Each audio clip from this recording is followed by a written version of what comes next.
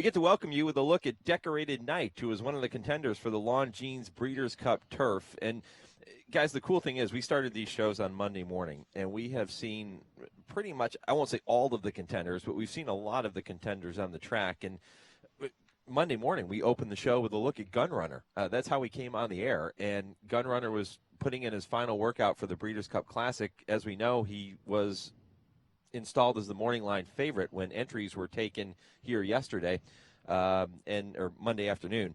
And he looked really, really good on Monday. He continues to look good each and every morning. I think Gunrunner is probably one of the leading candidates for training the best leading up to the Breeders' Cup, especially here at Del Mar. In fact, I saw him go this morning. It was dark out. They took him out on the racetrack for just some light exercise alongside his pony, but so composed and really handling himself, not only in and around the barn, but the way he's getting over the racetrack. Yeah, and leave no stone unturned when you're preparing for a race like a Breeders' Cup race. You see Accelerate here. We're getting a look at Accelerate on the video monitors, a contender for the Las Vegas Breeders' Cup Dirt Mile. They're at the starting gate, Jude. And here's a horse that's been to the starting gate multiple times, but you don't want to leave anything to chance. You want to make sure you cover all your bases when you're prepping. Absolutely, and a lot of trainers like to stand their horses in the gate a day or two out from the race and just let them, remember what it's like. And some horses have little keys. If you take them to the gate consistently a couple days before the race, they know they're getting close to running, and they start taking care of themselves a little differently. You see that in a lot of horses. Yeah, I would venture to guess that today will be the busiest day for the gate crew in terms of schoolers. We're going to see a lot of horses schooling in the saddling paddock, certainly during morning training hours. Many of the trainers have taken advantage of the ability to walk alongside the paddock trail to the main paddock in the grandstand front side, and just again allowing their horses to get acclimated to the surroundings. I know that in talking to trainers this morning, many of them had talked about bringing their horses back to the gate today to just get that final schooling session in. The Baffert horses arrived here yesterday. They were in Santa Anita. That meant Arrowgate and Dre Fong, defending champions in each of their respective races, arrived here, and hopefully we'll get a chance to get a glimpse of one of them on the track this morning too. Accelerate just finished. In fact, about 5 minutes ago, he made his way off the track. They looked like they took him out just for a very easy jog. Accelerate or? I'm sorry, Arrowgate. Arrowgate, yeah. I would say about 5-10 minutes ago he finished his training, so he's already done for the morning. Okay, here's Accelerate, again, a contender for the Las Vegas Breeders' Cup Dirt Mile, just going along nice and easy. And we've touched on this over the past couple of mornings, that all of the major preparations, those final major workouts have been completed. So at this point, we're just going to see horses just jogging and staying fit and hopefully staying happy. Yeah, well, that's, depending on their schedule now. There might be a couple horses that blow out, like Cambodia, for instance. Tom Proctor likes to give his horses a little run 2-3 days out, a little short work. So we may see her on the turf at the break, or, so it just depends on the horse what the schedule is. But most of the horses have had their final preparation. I mean, that's a little bit old school, where you used to see trainers give their horse a little pop, maybe a quarter mile, 3/8 pop early in the morning, let him sort of get that little last bit of kick in before the big day. I know Sky Diamonds is going to be coming out right after the break for a little breeze down the lane. She won't do too much, but just enough to get some air into her. Yeah, looking forward to seeing her. Of course, a contender for the Filly and Mare Sprint. Coming back to Accelerate, who you saw a minute ago, Accelerate, one of 22 horses scheduled to be offered Monday, November 6th in the Fasig-Tipton November sale in Lexington, Kentucky. That sale begins at 4 p.m. and Accelerate, one of 22 Breeders' Cup contenders, set to go under the gavel. Should be an amazing sale. Here's Free Drop Billy, the Sentient Jet Breeders' Cup juvenile contender and one of the favorites in that race for sure. Yeah, Dale was very high on him when we talked to him yesterday. He looks fantastic. He's been doing quite well here. He's been in California a while, and that's a good thing, I think. Get acclimated to the weather. Del Mar's a little different. Sometimes it's a little muggy. It's been very nice here, though. The horses are all enjoying themselves. I love Free Drop Billy. I think this is a colt that's going to, I'm not going to say surprise people, because he'll likely be the second choice in the race against Bolt d'Oro. But this horse really has blossomed, in my opinion. I think there's a ton of underlying talent, and I just really appreciate how well this horse has acclimated to shipping out here to the West Coast, he's had the opportunity to really get some good works in since he's been here, and certainly training fantastic this morning. Yeah, we were there when he won the Breeders' Futurity at Keeneland. We broadcast the race on HRRN, and Jude, he looked tremendous that day. Yeah, that was a big race for him, and he's really done well here. I mean, he's full of himself. He seems to really be enjoying himself. There's quite a few horses that are really enjoying being here at Del Mar, and you can just kind of see it in their demeanor, in their face when they're out there galloping, and when they pull up and they're still feeling good going home. That's always a great sign. Free Drop Billy looking to give Dale Romans his first victory in the Breeders' Cup Juvenile. Would be a good one if he could pull it off. Here's Unique Bella, the Breeders' Cup Filly and Mare Sprint favorite. I don't think there's any doubt about that. She's 9-5 on the morning line, and guys, I think we're going to see her take a lot of money coming up on Saturday afternoon. And rightly so. She's the obvious favorite in the race. This is a filly that's been highly regarded from the get-go, even before she ran her first race. Looks like they're going to take her back for some gate schooling, and she's definitely going to have some company back there. As expected, there's probably going to be a significant amount of horses going back to school in that starting gate, just to sort of freshen these horses up and remind them about what they're going to be facing here in a couple of days when they run. But she's a very classy filly, and she knows her way around a starting gate. Although in the past, I do believe she's had a couple of, I wouldn't call incidents, but she hasn't had the cleanest breaks, so I'm sure they have that in the back of their mind as well. Well, you can kind of tell the way she's acting right now at the gate. She's not really in love with it. I mean, she's going to go in, but she's not. It's not her favorite thing to do, and she's a little keyed up.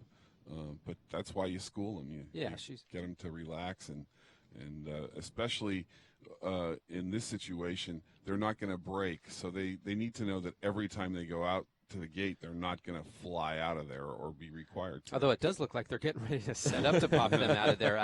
I'm not so certain they're not going to spring the gate on this one, but nonetheless, she walked right into the starting gate. And you're right, she's a little bit keyed up, and these horses know what it means when they get behind that starting gate. And like you said, you don't always want them thinking that it's accelerate and go time when they get back there, but for the most part, the gate handler's got a hold of her head, and the rider's nice and relaxed, and she's not bouncing around. You can see underneath these stalls of the gate, you kind of look at their feet and see if they're bouncing around, if they're trying to, get their feet up in the air, and she for the most part, was pretty stationary. How do you get your horse in the proper position, and what is the proper position for a horse coming out of the starting gate in a race? How does the jockey do it? The thing I was always taught is, look, you can't make a horse break faster than they're going to break, but what you can do, there's two different things. One, ideally, you have them squared up on their feet and you have their butt backed up against the backboard, because that gives them sort of a push-off or a kick-off off the backboard. If you can't do that, ideally, you get their nose right up into the V of the starting gate, because what will happen before they spring that bell, it's going to vibrate. And so the horse can almost get a jump on the actual opening of the gate if they can feel that vibration before the starter hits the button. Wow, pretty remarkable. That was good info. I never heard anybody say that before. Yeah, who knew, right? I mean,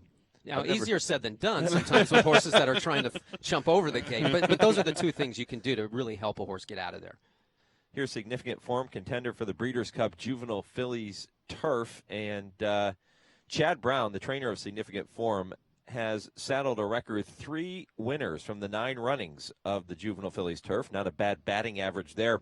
He'll send out Significant Form, the Miss Grillo Stakes winner, and Rushing Fall, the Jessamine Stakes winner. Rushing Fall, the more highly regarded on the morning line, but Significant Form has done nothing wrong either. No, it's a nice duo to have in the race. You can see why Chad wins it 33% of the time. When you're running fillies like that, they certainly have a big chance, both of those fillies. One thing about the Juvenile Fillies Turf is that, number one, you don't want to be the favorite, because in the 9 runnings, only one favorite has won the Juvenile Fillies Turf, believe it or not. 7 U.S.-based horses have won, so only 2 foreign-based runners. So the U.S. has had a decided edge in that Juvenile Fillies Turf, and again, much of that having to do with trainer Chad Brown, who has Significant Form and Rushing Fall. Here's Unique Bella again. We mentioned that she was in the starting gate. Here she is, just kind of going through those morning preparations, Jeff. A little bit more than going through those morning preparations. This filly wants to go. As you can see, there is no give in those reins. The rider is just trying to sit as chilly as possible. Got a real strong cross back at the horse's midway down her neck.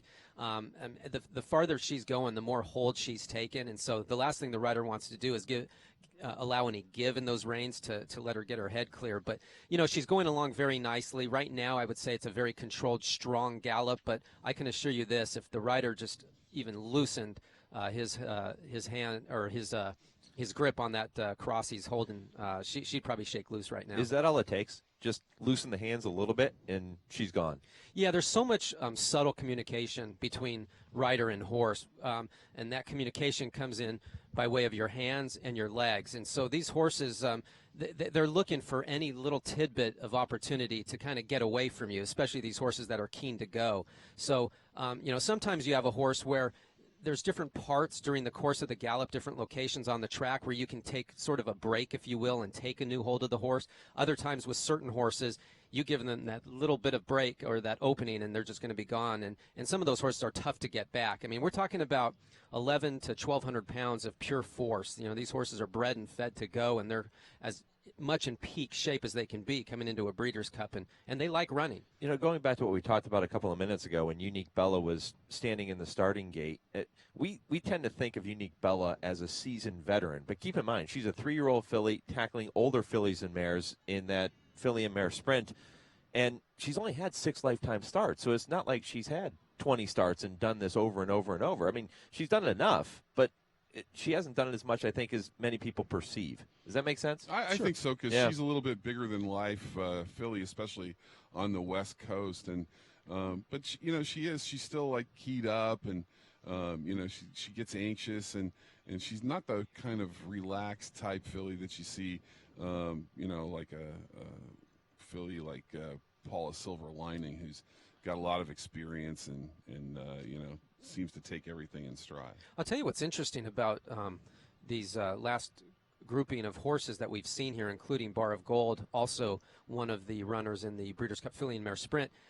Many of the trainers have taken advantage of this time slot. So the break is coming up in about 5 minutes, where they'll clear off the horses, open up the turf course, and then start over again. And I'm assuming the trainers are thinking, well, it's a little less hectic out there on the racetrack. These horses are keen and ready to go. And when horses get up on another horse's flank, or they start hearing them come up behind them, they get a little bit stronger. So maybe just an easier way for the riders to have a controlled gallop out there on the racetrack with less activity. Bar of Gold, the New York bred mare, 5-year-old mare by Medaglia d'Oro. She won the Yaddo Stakes at Saratoga. That's a 1.16 turf event. She'll go sprinting in that filly and mare sprint, and we'll see if she can pull off a shocker in there. She's 30-1 on the morning line. Will be ridden by Irad Ortiz Jr. on Saturday afternoon. Yeah, look at the muscles on the exercise girl, huh? That's what when you gallop horses like that you really have to take a hold of.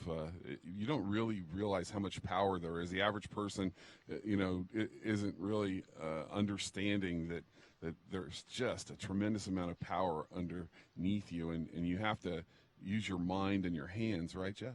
Well, yeah, it's a good point, Jude. It's like sitting on a keg of dynamite. And I always tell people, when you're talking about 1,200 pounds of pure force, meaning the thoroughbred and the rider being anywhere from 110 pounds to 130 pounds, there's no way you're going to be able to out-muscle the horse, but you do have to be incredibly strong. It's really all about finesse. It's almost like an art form. There's technique. And it's funny because there's a light switch that goes on when you're learning how to ride, how to gallop a thoroughbred racehorse. And when you first start, they all run off with you. And it's not because you're not strong enough. It's because you haven't learned that technique of how to communicate with the horse. And when you figure it out eventually, it's like, oh, that's how I do it. And it just becomes natural. But, yeah, these riders are exceptional at what they do. They're very brave, very experienced. And to get on the backs of these kinds of horses, you definitely have to have that experience. Here's Best Performance, another contender for the Juvenile Fillies turf. She'll break from the inside post position in that race, which is race number 6 on Friday afternoon. Christophe Clement, the trainer of this 2-year-old daughter of Broken Vow, really pretty chestnut, too, standing there like a statue at the moment, taking everything in here at Del Mar. Best Performance owned in part by our friend Terry Finley with West Point Thoroughbreds, who is scheduled to stop by at some point here this morning as we take you right up until 10 o'clock Pacific time, 1 o'clock Eastern here on Breakfast at the Breeders' Cup. Guys, Best Performance has had a bit of second-itis lately. She broke her maiden at first asking back in May of this year and then has finished second in 4 consecutive starts for Christophe, but she is always knocking at the door, and one thing's for sure, she'll be running at the end. Yeah, she's had a little bit of second-itis in her career, but I don't think it's necessarily that she doesn't want to pass. She's just been a little bit too far behind some very good horses, and she's a major contender. I think Jose Ortiz, arguably one of the best turf riders in the United States, has the mount for Christophe, and I guess they're all going to have to get by Happily, the highly fancied Irish bred with Ryan Moore aboard, but we'll see what happens. A lot of the Euros are very excited about Happily. So, but there's a lot of other fillies in this race that have a chance. It's a very wide open race, and of course you gave those great stats on Chad. And if Happily goes favored due to Euro wagering, Chad won't be the favorite, and he'll have even a better chance. Well, you remember one of his winners, one of his 3 winners in the Juvenile Fillies turf was a little filly by the name of Lady Eli, and she's turned out to be okay. Yeah, she's better than an empty stall. Right. Yeah. Yeah, we'll see her, of course, in her final career start on Saturday afternoon in the filly and mare turf, and would be no doubt extremely emotional if she can get to the winner's circle on Saturday afternoon. Yeah, she's just outstanding. She's looked super here, training great, really very queenly now. She's risen to the top, and she knows it, I think. Yeah, she's the belle of the ball. She has such an elegance about her, such composure, and such a presence more than anything else on the racetrack. There's a look at who's this? The one and only Snapper Sinclair. How about that I've horse never right heard there? of this horse. Who owns that horse anyway? Look at the way he's handling himself on the racetrack, gentlemen. Yeah. Wow. Now, Very Snapper composed. Sinclair, one of the greatest horses we've seen since Secretariat. Contender for the Juvenile Turf and owned by our very own Jeff Bloom of Bloom Racing. And Jeff, boy, he does look really, really good.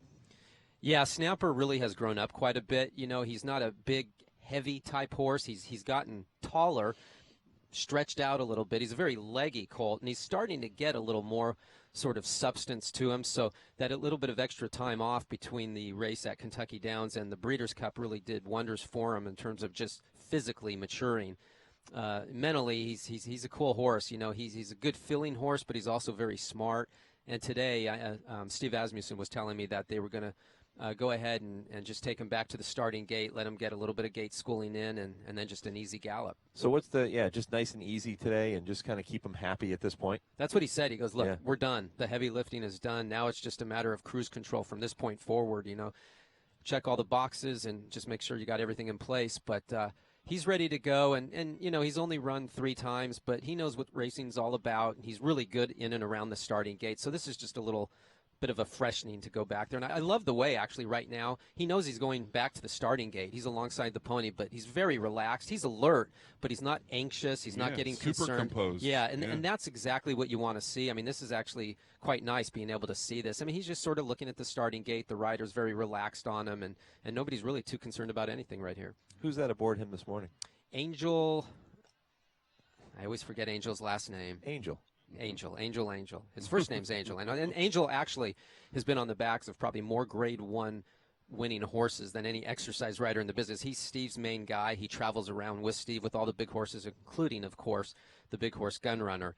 And Angel actually told me when he first shipped into Santa Anita, he looked at me after he came off the track the first time and he said, this is one of the good ones. He's very excited about this horse's ability. So when we make the statement that Snapper Sinclair is riding with an angel on his shoulder, it's a fair it statement. really is.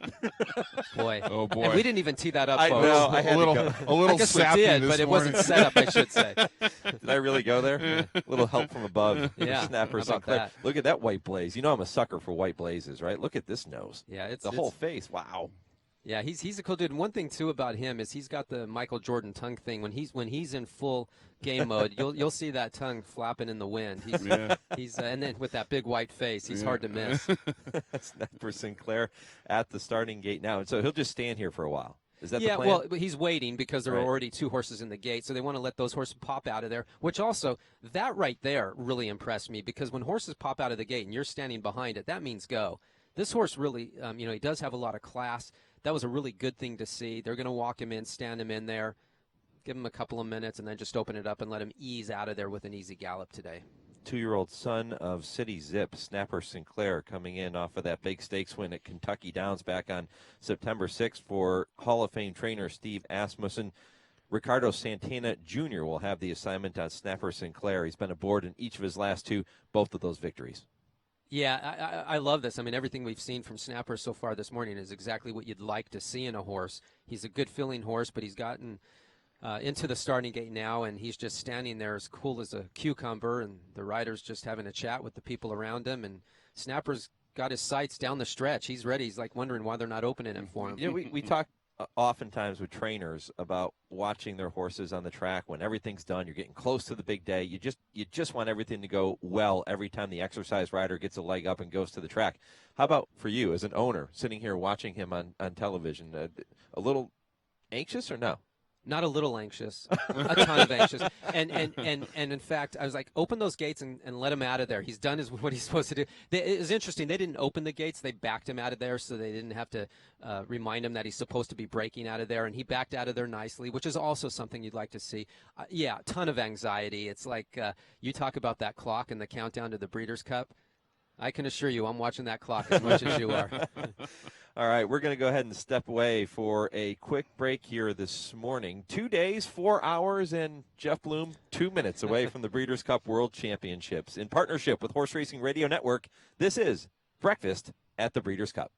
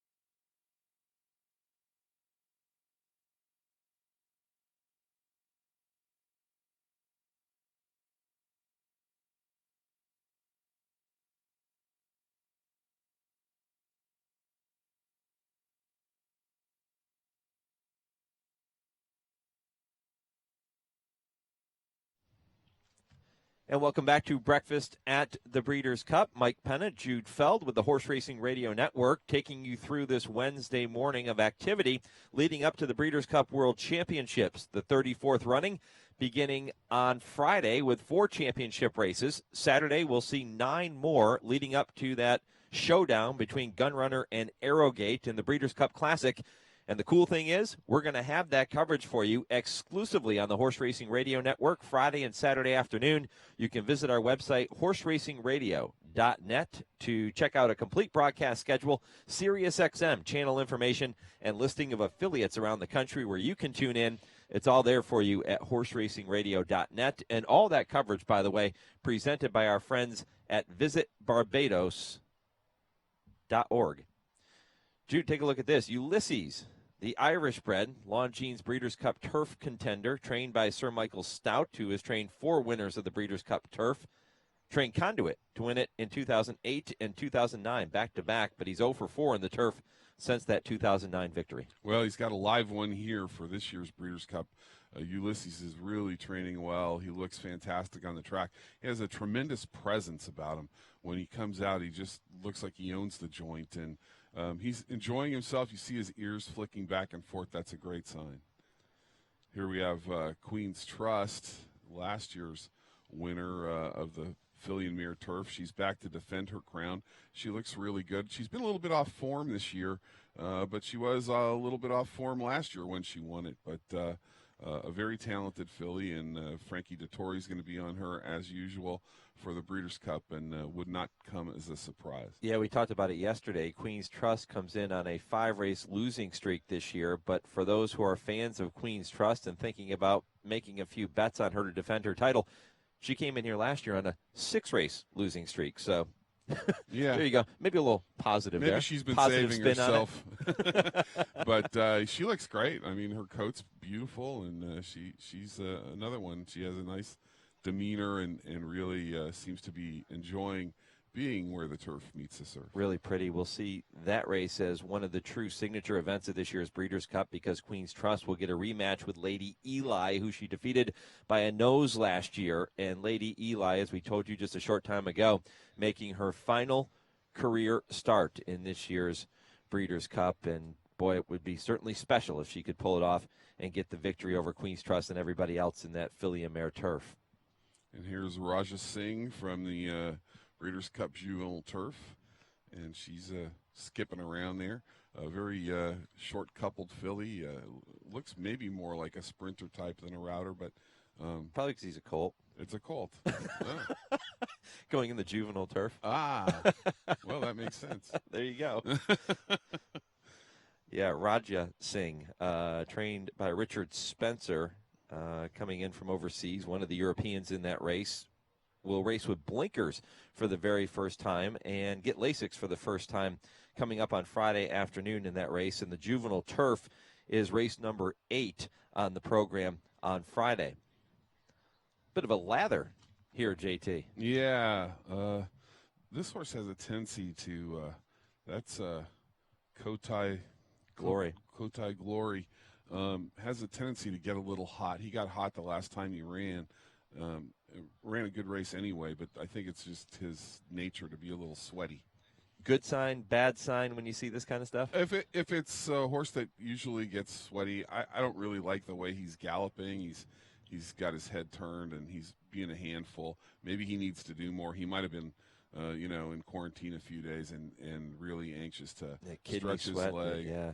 But I think maybe they should let him run a little bit more and not try to choke him down so much. But I don't know what his schedule is, so it's not fair for me to make a judgment. Yeah, when you fight a horse like this, or the horse is fighting the rider a little bit like this, can this also take an effect on the horse and maybe wear the horse out a little bit? Oh, definitely. Yeah. It definitely takes something out of You him. use that energy fighting, right? Right, exactly. And you don't necessarily want the horse to run off every day, but there needs to be a happy medium, and the riders got him back a little bit now, and this might be his usual routine. Like I say, he's kind of a hot horse anyway, and he runs well even when he gets keyed up. It's an interesting handicapping angle too, because so often we'll see a horse come onto the track like that in the post parade, and maybe not quite that washy as they call it, but they'll be lathered up pretty good, and sometimes that's just the nature of the horse, right? And if they don't lather up like that, then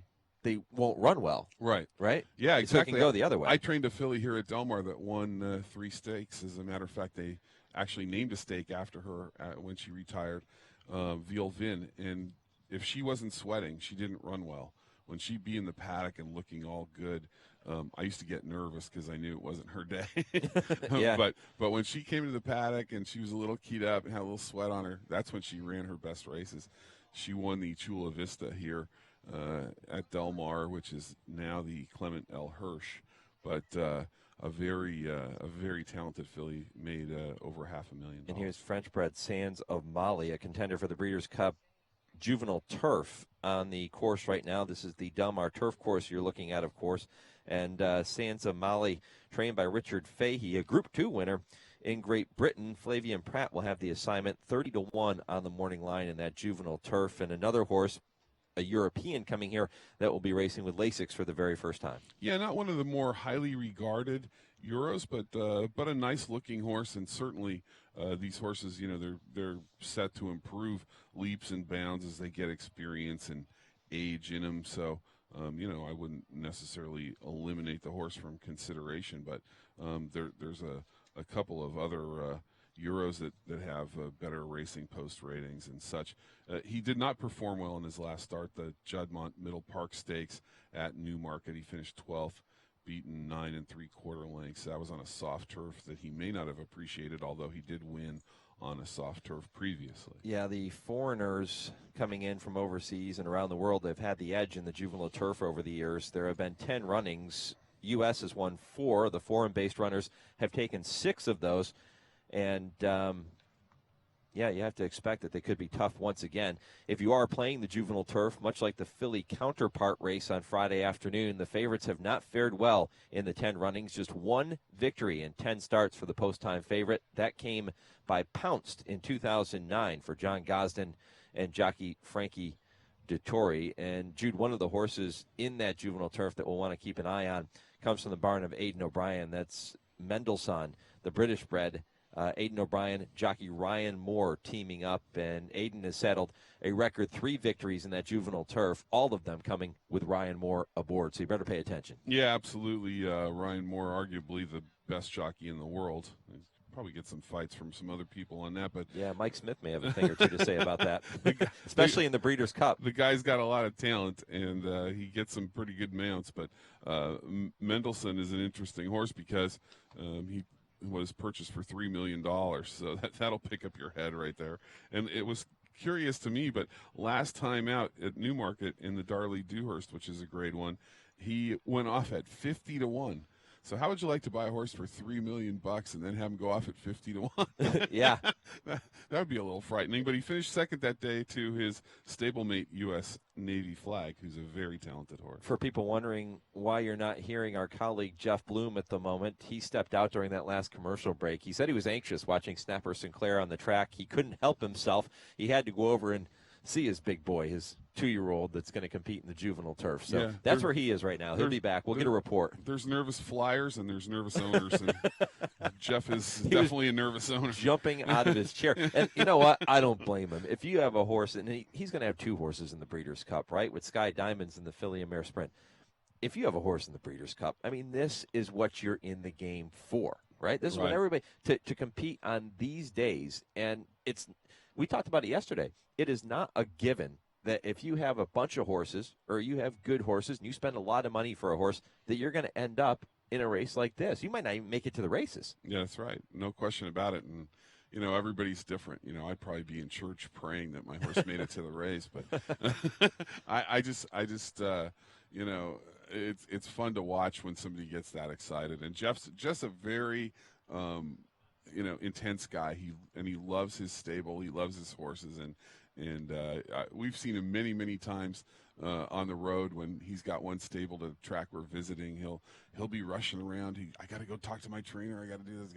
And he's very into it, and it's fantastic to see. Getting a live look at Massar, the Irish bred, who is a contender for that Juvenile Turf. We'll square off with Mendelssohn and everybody else. Massar, trained by Charles Appleby, who saddled the 2013 winner of that race, Outstripped. So he has a Breeders' Cup pedigree, so to speak, to perform well on Saturday afternoon. Absolutely, and he's got a nice, relaxed attitude. He's got some blinkers on, but he's just going about his business, going home, and looks very nice. Probably prefer that he runs well on Friday afternoon, because that's when the juvenile turf will be contested. And that's Saturday. It would be much better if he runs on Friday and runs well. Going back to what we were just talking about, I mentioned how difficult it can be just to get a horse to the races. And there might be people out there listening and watching that don't understand that. What makes it so difficult when you buy a horse as a yearling, as a 2-year-old in training, whatever it might be? Why is it so difficult just to get them to the races? Why is that such a big accomplishment? Well, you start with a clean slate, but sometimes you have horses that can't run. Sometimes you have horses that have physical issues, and you don't know that when you buy them. I mean, they might be perfect when you buy them, but they develop physical issues as they train more, like any athlete. Like any athlete, right? Anybody that's played any sports, you get people at different levels, and some people, go to the major leagues, and some people play American Legion ball, and some people never get past Little League. So you've got that factor. There's so many factors that go into it. And of course, injuries play a part. Sometimes horses get hurt training.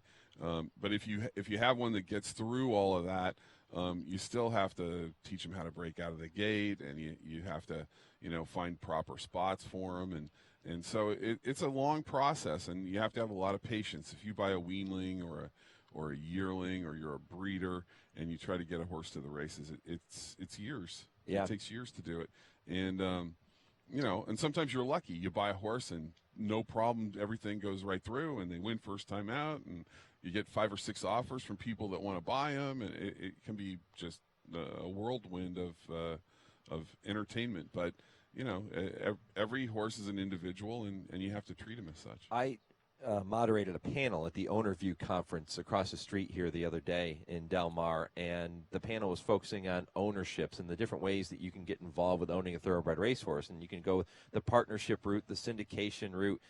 You can go just solely on your own, and you can buy a horse that way and do it yourself. A lot more expensive to do it that way. But the new thing that's become in vogue in the world of thoroughbred racing now is all of the different partnerships. You remember there was a time when Cott Campbell and his Dogwood stable were the only show in town. Right. Cott's the one who really created the whole concept of partnerships in thoroughbred racing. And that is a great way to do it. If people are wondering how they can get involved in the sport, first of all, contact us. We're happy to do it through Horse Racing Radio Network. We'll put you in touch with people that can help you and steer you in the right direction.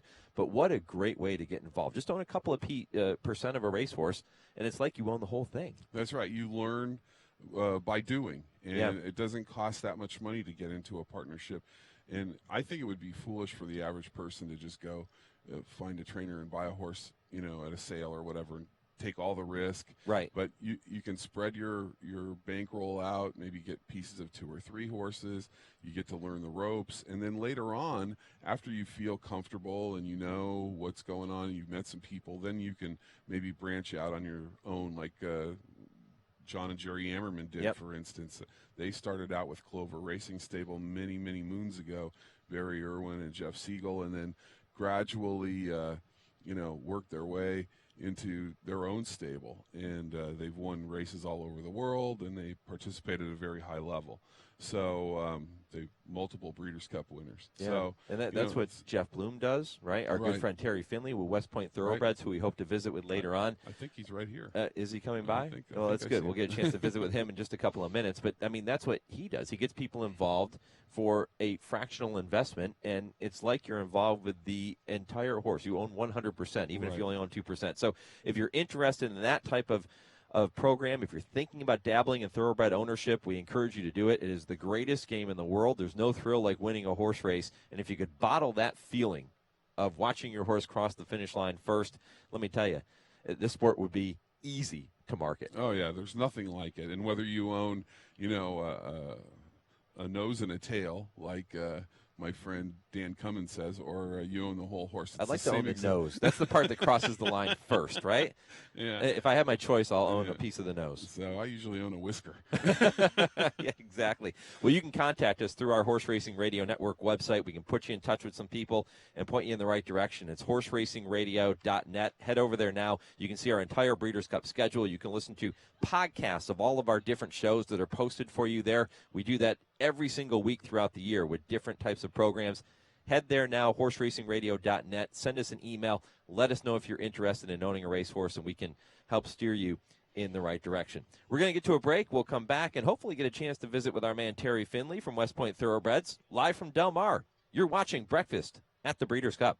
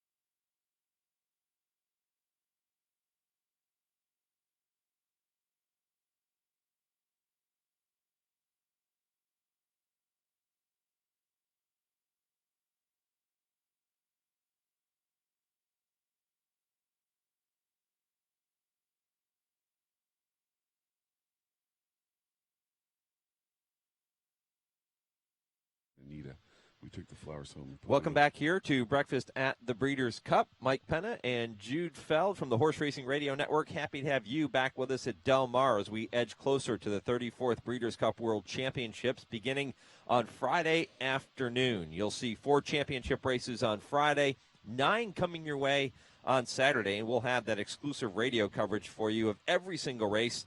You can listen worldwide on our website and on SiriusXM Satellite Radio Friday and Saturday. You can check it all out at horseracingradio.net. Richard Migliori. See, I knew I was going to do that. Joseph Migliori is with West Point Thoroughbreds. He is the son of outstanding jockey Richard Migliori, who now works with Express Bet TV. But Joe is now with West Point Thoroughbreds and doing his own thing. And, boy, they are on a roll. Thanks for being with us, my friend. Thanks for having me on, guys. It's been a tremendous year at West Point, and hoping to cap it off in a big, big way. This Friday here with both of our juvenile turf, competitors. Yeah, you got a couple of really live horses going, and we were talking off air how nice it is to get it out of the way on Friday. You don't have to be nervous all weekend. For sure. We're the first, Breeders' Cup race. And then, we have one more following that. We're in the juvenile turf with Untamed Domain, so get both races out of the way, the first and third Breeders' Cup races, and then hopefully kick our feet up in the boxes there and be enjoying the rest of the Breeders' Cup as winners. We got to look at best performance here. Just a little while ago, we were talking about her when she was on the track and looked really good. Daughter of Broken Vow, trained by Christophe Clement. She's been knocking on the door, right? She's been second, 4 times in a row now. Maybe she can break through on Friday. She's been very consistent. It was great to have her break her maiden in May. She was our first 2-year-old winner of the year. And then after that, 4 straight stakes placings. Honest filly, really tries very hard every time. I think she's flourishing right now. We just watched her gallop on the turf. She looked fantastic. She drew the rail, which I actually think is perfect for this course and, how these races might shape up, especially on the turf, and especially with younger horses as well. She'll save all the ground. And, we've got Jose Ortiz, who's looking at his first, Eclipse Award potentially at the end of this year. And hopefully we can, kick off this Breeders' Cup in a big, big way with a filly that has just been so much fun for all of our partners, up to this point. Yeah, a lot of positives for her. She seems like she has second-itis, but we were talking about this earlier. She tries every time, and she's been running against some of the tougher fillies. And one of these days she's going to get them because she really has that strong punch at the end. Yeah, and, I think it'd be a little unfair to, some people, they just look at the past performances, maybe haven't watched the races and just assume, she's a hanger or she doesn't want to win. Her last 2 starts, she's had excuses. She had a wide trip, last time out in the Miss Grillo, and Chad's filly I thought sat a much kinder trip. And then the race before that at Kentucky Downs, a lot of traffic trouble in the stretch when she was going to make her run, and that course can be a little funky with the undulating, up and down the kind of way it plays there, but she really does show up every time. I think she's got a big shot. She's training maybe better than she ever has. Yeah, best performance in the juvenile fillies turf, breaking from that inside post position. She will get Lasix for the first time. She also gets a rematch with Chad Brown, right? Chad beat her last time, right? And Chad's dominated this race. So you got to get past what significant significant form was who beat us last time. A filly that was highly talked about even before she debuted up in Saratoga. So we've always known that has been a filly that has a lot of talent and a lot of ability. And then Rushing Fall is the talk of the town as well. And then you throw the Euros in, and I guess that's what makes it so hard to win a Breeders' Cup race. Yeah, boy, it would certainly be special if she could pull it off, though. How about the juvenile turf? Your contender in there, Untamed Domain, trained by Graham Motion. He really just has such tremendous raw ability and raw talent. If you go back and watch any of this horse's races, he's a little bit all over the place. He's a little goofy at times. He's got a tendency to break poorly, time and again. He's done. I think he reared at the start in the with anticipation at Saratoga. And then last time, even though he won the summer, he was still getting in fairly bad. With Joe Bravo there, who did a great job straightening him up. If he can really just put it all together and focus on exactly what his job is, I think he's got just as good a shot as any.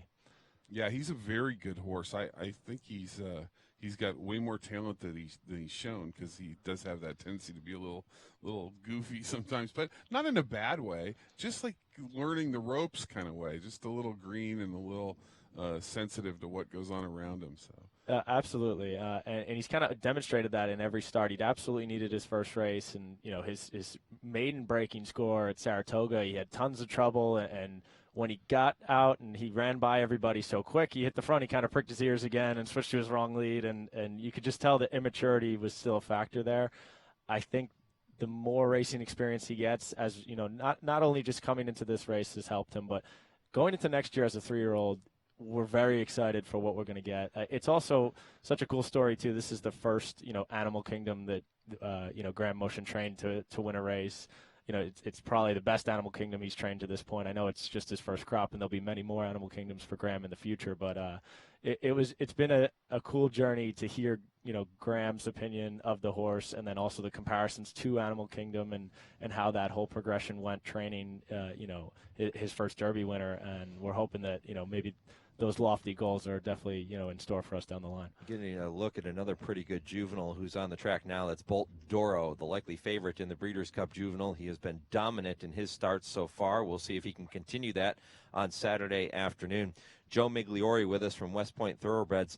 Joe, West Point, we talked in the last segment about some of the things that you offer to your partners and some of the ways that people can get involved in owning racehorses on a fractional level if they want to, and West Point's a great way to do it. But you have a lot of exciting things happening now at West Point.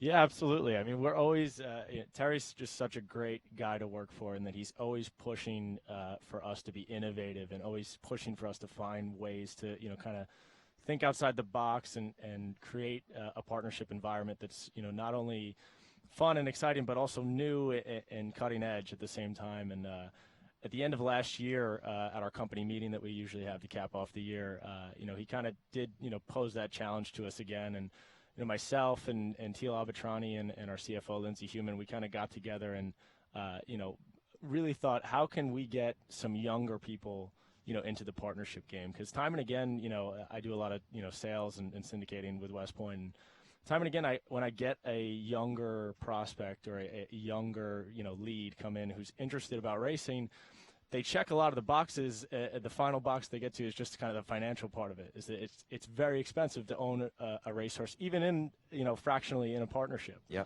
So I have a lot of people who are just so interested in everything, but just maybe don't have the means to do so. So what we did was we created what we call our Young Professionals Initiative, and that was designed, we said we'll create a lower buy-in and we'll also get more horses involved. Because typically some people, when they save up, all that money, they get into one horse, and we know in this industry, one horse can be a complete flop or a complete dud or, get injured or maybe just doesn't have any talent. So we set, a lower buy-in. We kind of made it a partnership within the partnership. We ended up getting 15 people in at $4,000. And then used, the $60,000 as a way to invest in 5% of 4 different, West Point Thoroughbreds runners. And one of those runners, luckily enough for us, was Best Performance. So these young professionals are actually coming out here to, in their first year as owners, also have a Derby, a Breeders' Cup participant. Wow, what a neat concept. Great work by Terry Finley and you and the entire team at West Point. Before we let you go, I do have to ask you, the heck with the horse racing talk. I want to hear about the World Series of Poker, man. You had a chance to compete in that this year. How cool is that? It was very cool. It was a whirlwind experience. I was lucky to even qualify for the tournament, out at Foxwoods about a month before, and an incredible journey. Never thought I would have made it all the way to, the end of day 5 or the top 100 people. And, since then I've been laid up on the farm with some bone bruising. So no poker for me in the past 3-4 months. Maybe you'll see me in 2018. Will you try to get back there again? I will try to get back there again. I'll never put up the 10,000, but, I'll try to qualify for less. Right. Yeah. Yeah. Well, you could probably get some investors to put up the money just to watch you play. We'll see. You I don't want that kind of pressure. I don't want that kind of pressure. Great story. Joe Migliori with us, West Point Thoroughbreds. Joe, appreciate it. Best of luck here in the Breeders' Cup. Thanks so much for having me, guys. All right, we're going to step away for one final break. We're back with more. We're continuing till 10 o'clock Pacific, 1 o'clock Eastern Time. Stay with us. In partnership with Horse Racing Radio Network, this is Breakfast at the Breeders' Cup.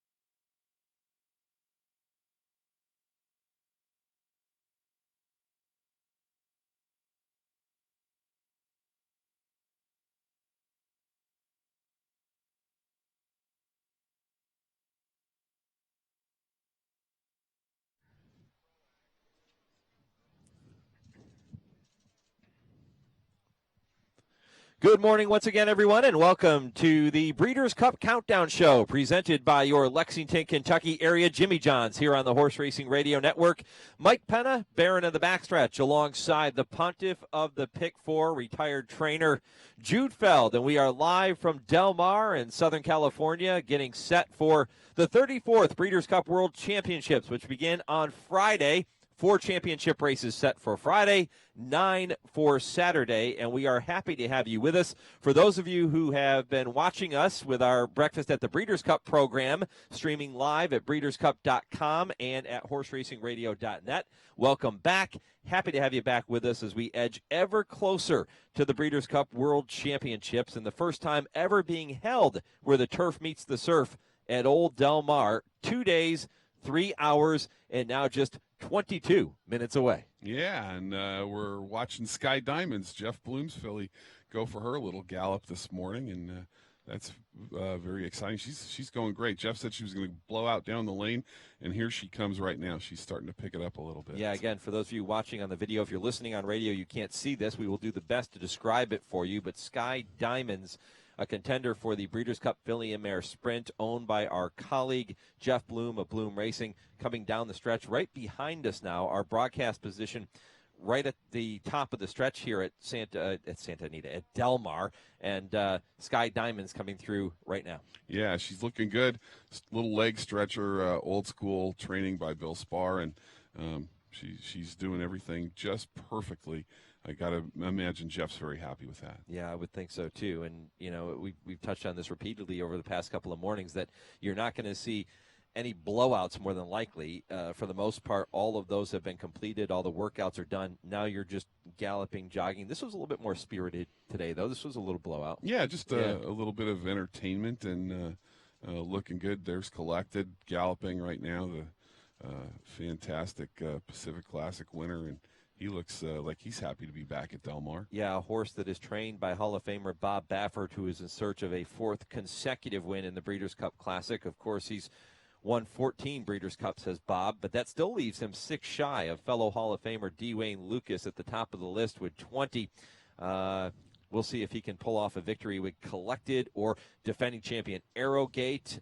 He has Moop Tahij. He also has West Coast, the 3-year-old, entered into this year's Breeders' Cup Classic. Yeah, look at him go. He looks fantastic. He's all business this morning, really galloping nicely. You mentioned winning the Pacific Classic last time out. Well, if you like Arrowgate, who he defeated in the Pacific Classic, and if you think Arrowgate can rebound and be the old Arrowgate that we've become accustomed to seeing, then I guess you really have to like Collected because he was able to hold them off last time. Yeah, it was a good race, a very talented horse, and you know he's never lost on a fast track going along. Yeah, and his only start at Del Mar coming in that Pacific Classic, so he's a perfect 1-for-1. 8 for 11 lifetime is Collected, a son of City Zip, who has earned more than $1.2 million, and looking forward to that showdown coming up on Saturday afternoon. If you are just joining us, we will have exclusive radio coverage of every Breeders' Cup race for you Friday and Saturday afternoon. All you have to do is go to our website, horseracingradio.net, to check out a complete Breeders' Cup broadcast schedule. You can see a listing of affiliates, all the Sirius XM channel information on our website as well. So head over there now, horseracingradio.net, and make sure you're tuned in Friday and Saturday. If you can't get to a television to watch it on NBC, we'll have you covered on the other side of things on the radio. Yeah, it's going to be a lot of fun, fantastic racing, and really looking forward to it. Here's Practical Joke, contender for the Las Vegas Breeders' Cup Dirt Mile, 3rd in last year's Breeders' Cup Juvenile, and Chad Brown, the trainer of Practical Joke, trying to pull off the victory in that race coming up on Friday. Well, Jude, this is, as we mentioned, the first time that the Breeders' Cup has come to Del Mar, and it's an event that Del Mar has coveted for many, many years, and now they have the opportunity to welcome the world where the turf meets the surf. And we have the privilege now of being joined by Joe Harper, who is the president of Del Mar. And Joe, first of all, happy Breeders' Cup. Well, happy to have you on board. Thank you. It's good to be the head coveter here. I will tell you. It's been a great, I mean, in 1984, I was at Hollywood Park and watching that thing thinking, this is kind of cool. How can I get this? And, of course, we had the old grandstand then, and it was falling apart. And so, you know, a few $100 million later, we got it. And I think I'm happy we got it. It was great when you came up, you being Cecil B. DeMille's grandson, and you didn't want to get in the shot. And, no, I learned at an early age. Yeah. It was. I remember driving a Jeep onto the set of the Ten Commandments once, and I heard about that for about 4 years, actually. That's great. Yeah, well, it's a great venue, and we couldn't be happier to be here at Del Mar for this 34th Breeders' Cup World Championships. And, Joe, we'd be remiss if we didn't mention the fact that today is opening day of the Bing Crosby race meet here at Del Mar. I'm glad you reminded me. They're going to run some races today, Joe. Everybody says, "Oh, we'll be ready." I said, "No, be ready by the 1st." Not, you know. So it's a cool meet. I love this meet. It's it's laid back. It's locals, but the racing's good, and it's kind of fun out there in off-track betting land, not running against all those tracks we run against in the summer. So. We're a little bigger dog at the trough, I think, this time of the year. So it's been a good, profitable meet. Yeah. People will say, how come the Breeders' Cup didn't come to Del Mar sooner, right? But there were some things that had to be done in order to attract the Breeders' Cup here and make it ready for a Breeders' Cup type event. Talk about those things that had to be accomplished. Well, I mean, the first thing, of course, was build a new grandstand, which we've accomplished in the early 90s. But more than that, it was enlarging the turf course when I think people started taking this seriously. We needed to enlarge the turf course to get the 14 horses on it, and we worked on switching back off of poly track back to dirt, which I think certainly was probably needed to be done. So and I think but the larger thing was kind of getting people to realize what Del Mar was all about.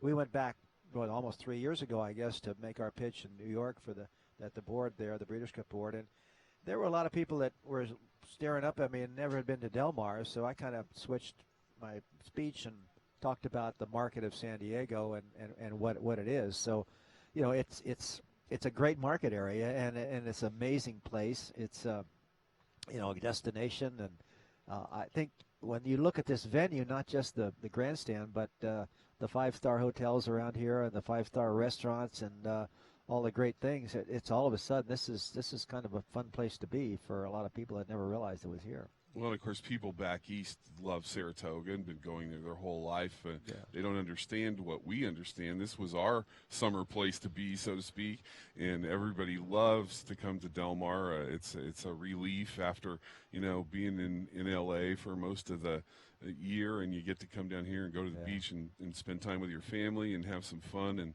and work too and participate in the great racing. So there's a lot of things to like about Del Mar. Well, I always appreciate your guys showing the beach and the shots, and I said, eat your hearts out, Saratoga, when it's raining. So maybe we'll get a few of those Saratoga faithful to come out here next summer. It was funny, Shug McGahee had never been here. I know. That's crazy. Yeah, I know. There's some few trainers that have sent a horse or two out here, but never followed them out here. So, I think it's hopefully they'll like what they see and maybe come back. Yeah, I think that's the neat part about this year's Breeders' Cup is you have people like Shug, like jockey Jose Ortiz, who we saw yesterday, who was making his first trip to Del Mar.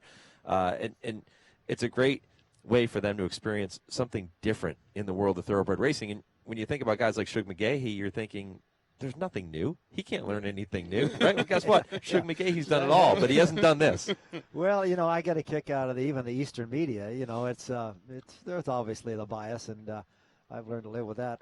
But I'd rather live out here with a bias and back there without one. So it's kind of fun to see a few of those publications all of a sudden start writing about us and pay attention. So it's fun. Yeah, I think once people get the feel of it, they're really going to love it. Like I could see Jose Ortiz coming out here and riding during the summer, even though he does great at Saratoga. But when you're here and with your family and there's so many things to do here, it's a very unique place.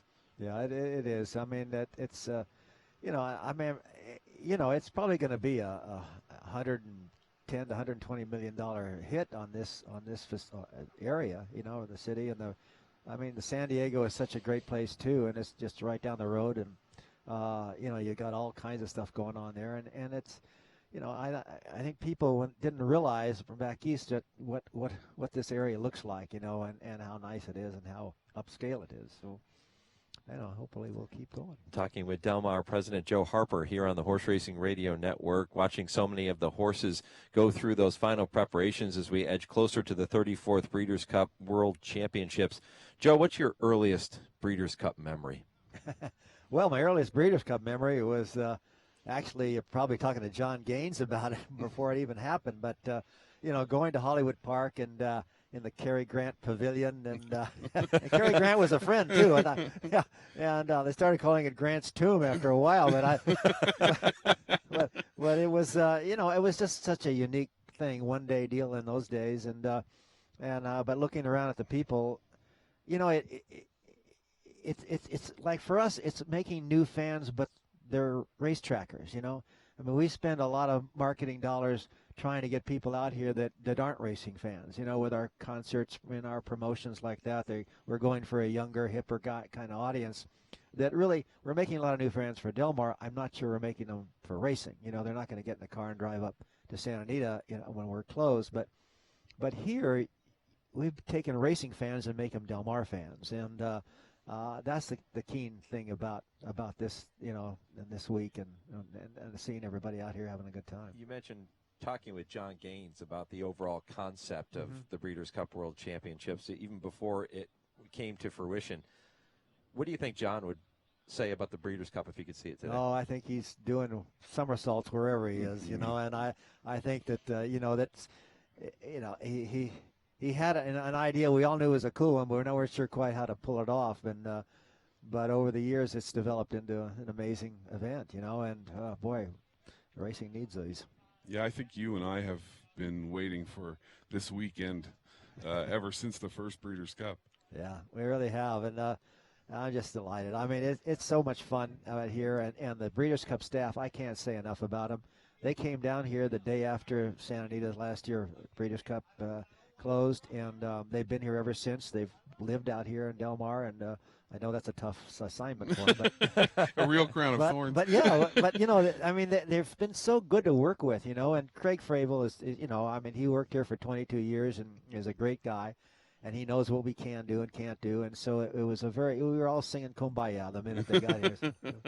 Talk about that for a minute, like the Coastal Commission and the fairgrounds and all that. It has a tremendous effect on what you do. It's not like you can wake up in the morning and have a great idea and put it into effect immediately. Yeah, that's true. I mean, this it ain't ours. It belongs to the state of California. It is a fairgrounds, and we have to work hand in hand with them. And I mean, there's one of the biggest fairs in the country that goes on here, and it's like, I mean, there's always something happening here. And we were talked about when Hollywood closed, well, Del Mar could be a year-round training center. Well, I wish we could, but the fact is, when the third largest fair in the planet comes here in the summer, and horse shows and everything from antique shows to gun shows to everything else, there's millions of people coming in and out of here all year round. So you're really, you're kind of pigeonholed into certain dates, and that's why this fall meet works well, and that's why it's basically only the month of November.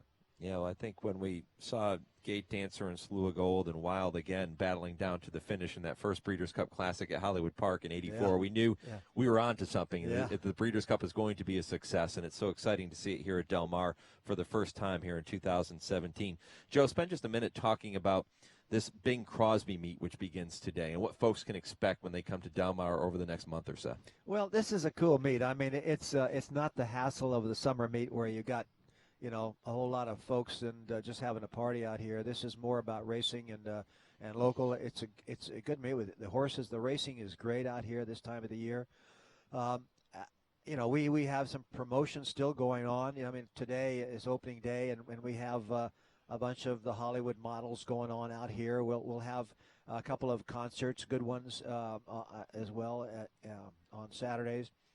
We have a special, Sunday brunch, and one of our big events, actually, believe it or not, is Thanksgiving Day here at the track, and so I've found that there's a whole lot of people that don't want to cook at home on Thanksgiving, and they come to the Turf Club and have a full-on turkey dinner. That surprised me. I didn't think anybody would go anywhere except home on Thanksgiving, but that's worked out well, and that's always kind of fun. Back to the Hollywood models for just a minute. Yeah. You kind of skimmed past that.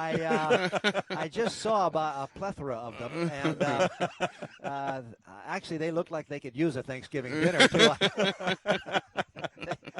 But yeah, I don't know where they came from, but they're every opening November. So it's kind of fun. I mean, this whole joint came out of Hollywood with being in the old days, so it's fun to kind of put a little of that Hollywood push back in here. And Bo Derrick's been hanging around here all week, so it's always kind of fun. We even had her on a horse on the beach leading the 5K race, so it's it was kind of fun. Yeah, I heard Bob Baffert was going to do a commercial or something today out there on the sand. He's riding a horse out there. I hope he doesn't hurt himself. That's what he said. Take some lessons from Jimmy. Yeah. He said he's got enough people hurt. So. Yeah, I was going to say. Well, Joe, we really appreciate you spending a little time with us here this morning. Thank you so much. Continued success here at Del Mar. Keep up the great work, and thanks for having us. Oh, are you kidding? Thanks for being here. You guys are terrific, and you've really helped this sport a lot, I believe me. All right, Joe Harper, president of Del Mar here on the Horse Racing Radio Network. We're going to get to a break. We're going to come back with more. We're live from Del Mar. You are listening to the Breeders' Cup Countdown Show presented by your Lexington area Jimmy Johns.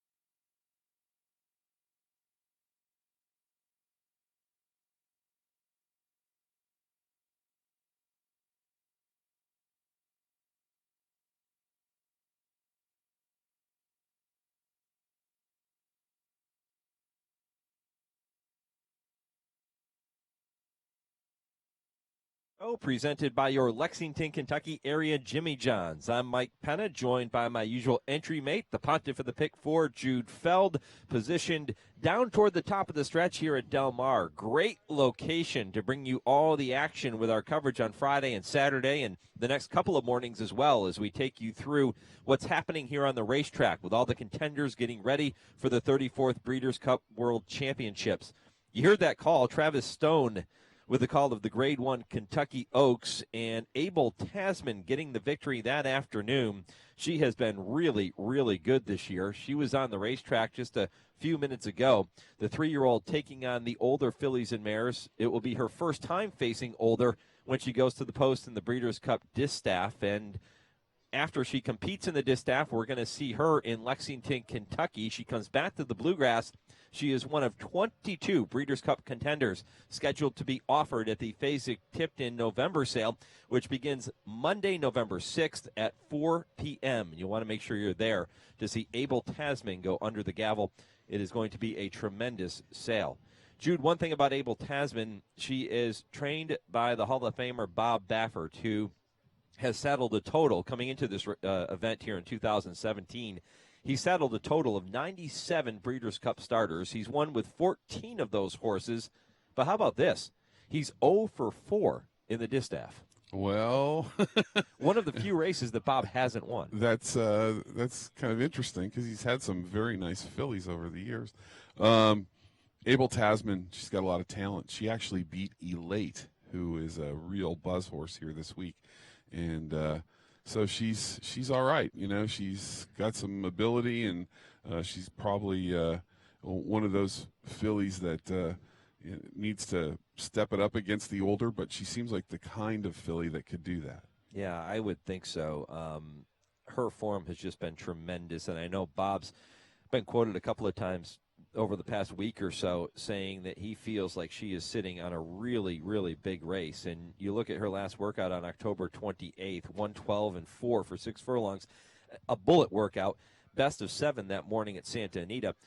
Not surprising to see a Bob Baffert horse work quickly. That's how he works all of his horses. But, Jude, she really appears to be on her A game. And if she can turn the tables on some of the rivals that have beaten her in the past, including Paradise Woods, who beat her back in the Santa Anita Oaks here in April, then she looks like she could be somewhat salty in this spot. Yeah, absolutely. Bob worked her 7/8 before that bull at 3/4. So he means business here. He's putting the screws to her. She should be dead fit and ready to roll, and looking forward to watching her run. And she'll be ridden by Mike Smith. Another feather in her cap. Yeah, he never wins any Breeders' Cup races, No, that guy. The winningest jockey in the history of the Breeders' Cup is Mike Smith, and one of the best in the business. So, again, that race, the Breeders' Cup Distaff, is the final Breeders' Cup race on Friday. Post time set for 7:35 Eastern. That's 4:35 locally here on the West Coast, and you're going to hear all that coverage beginning 5 o'clock Eastern, 2 o'clock Pacific with us on HRRN Friday afternoon. Wonder Godot going through the paces on the main track now, and again, a horse that had a little bit more of a spirited type of gallop here this morning. Yeah, she looked really good. Mark Cassie's filly by Medaglia d'Oro. She broke her main first time out on the turf at Woodbine, came back and ran in the Natal Stakes, got beat 3/4 by Capla Temptress.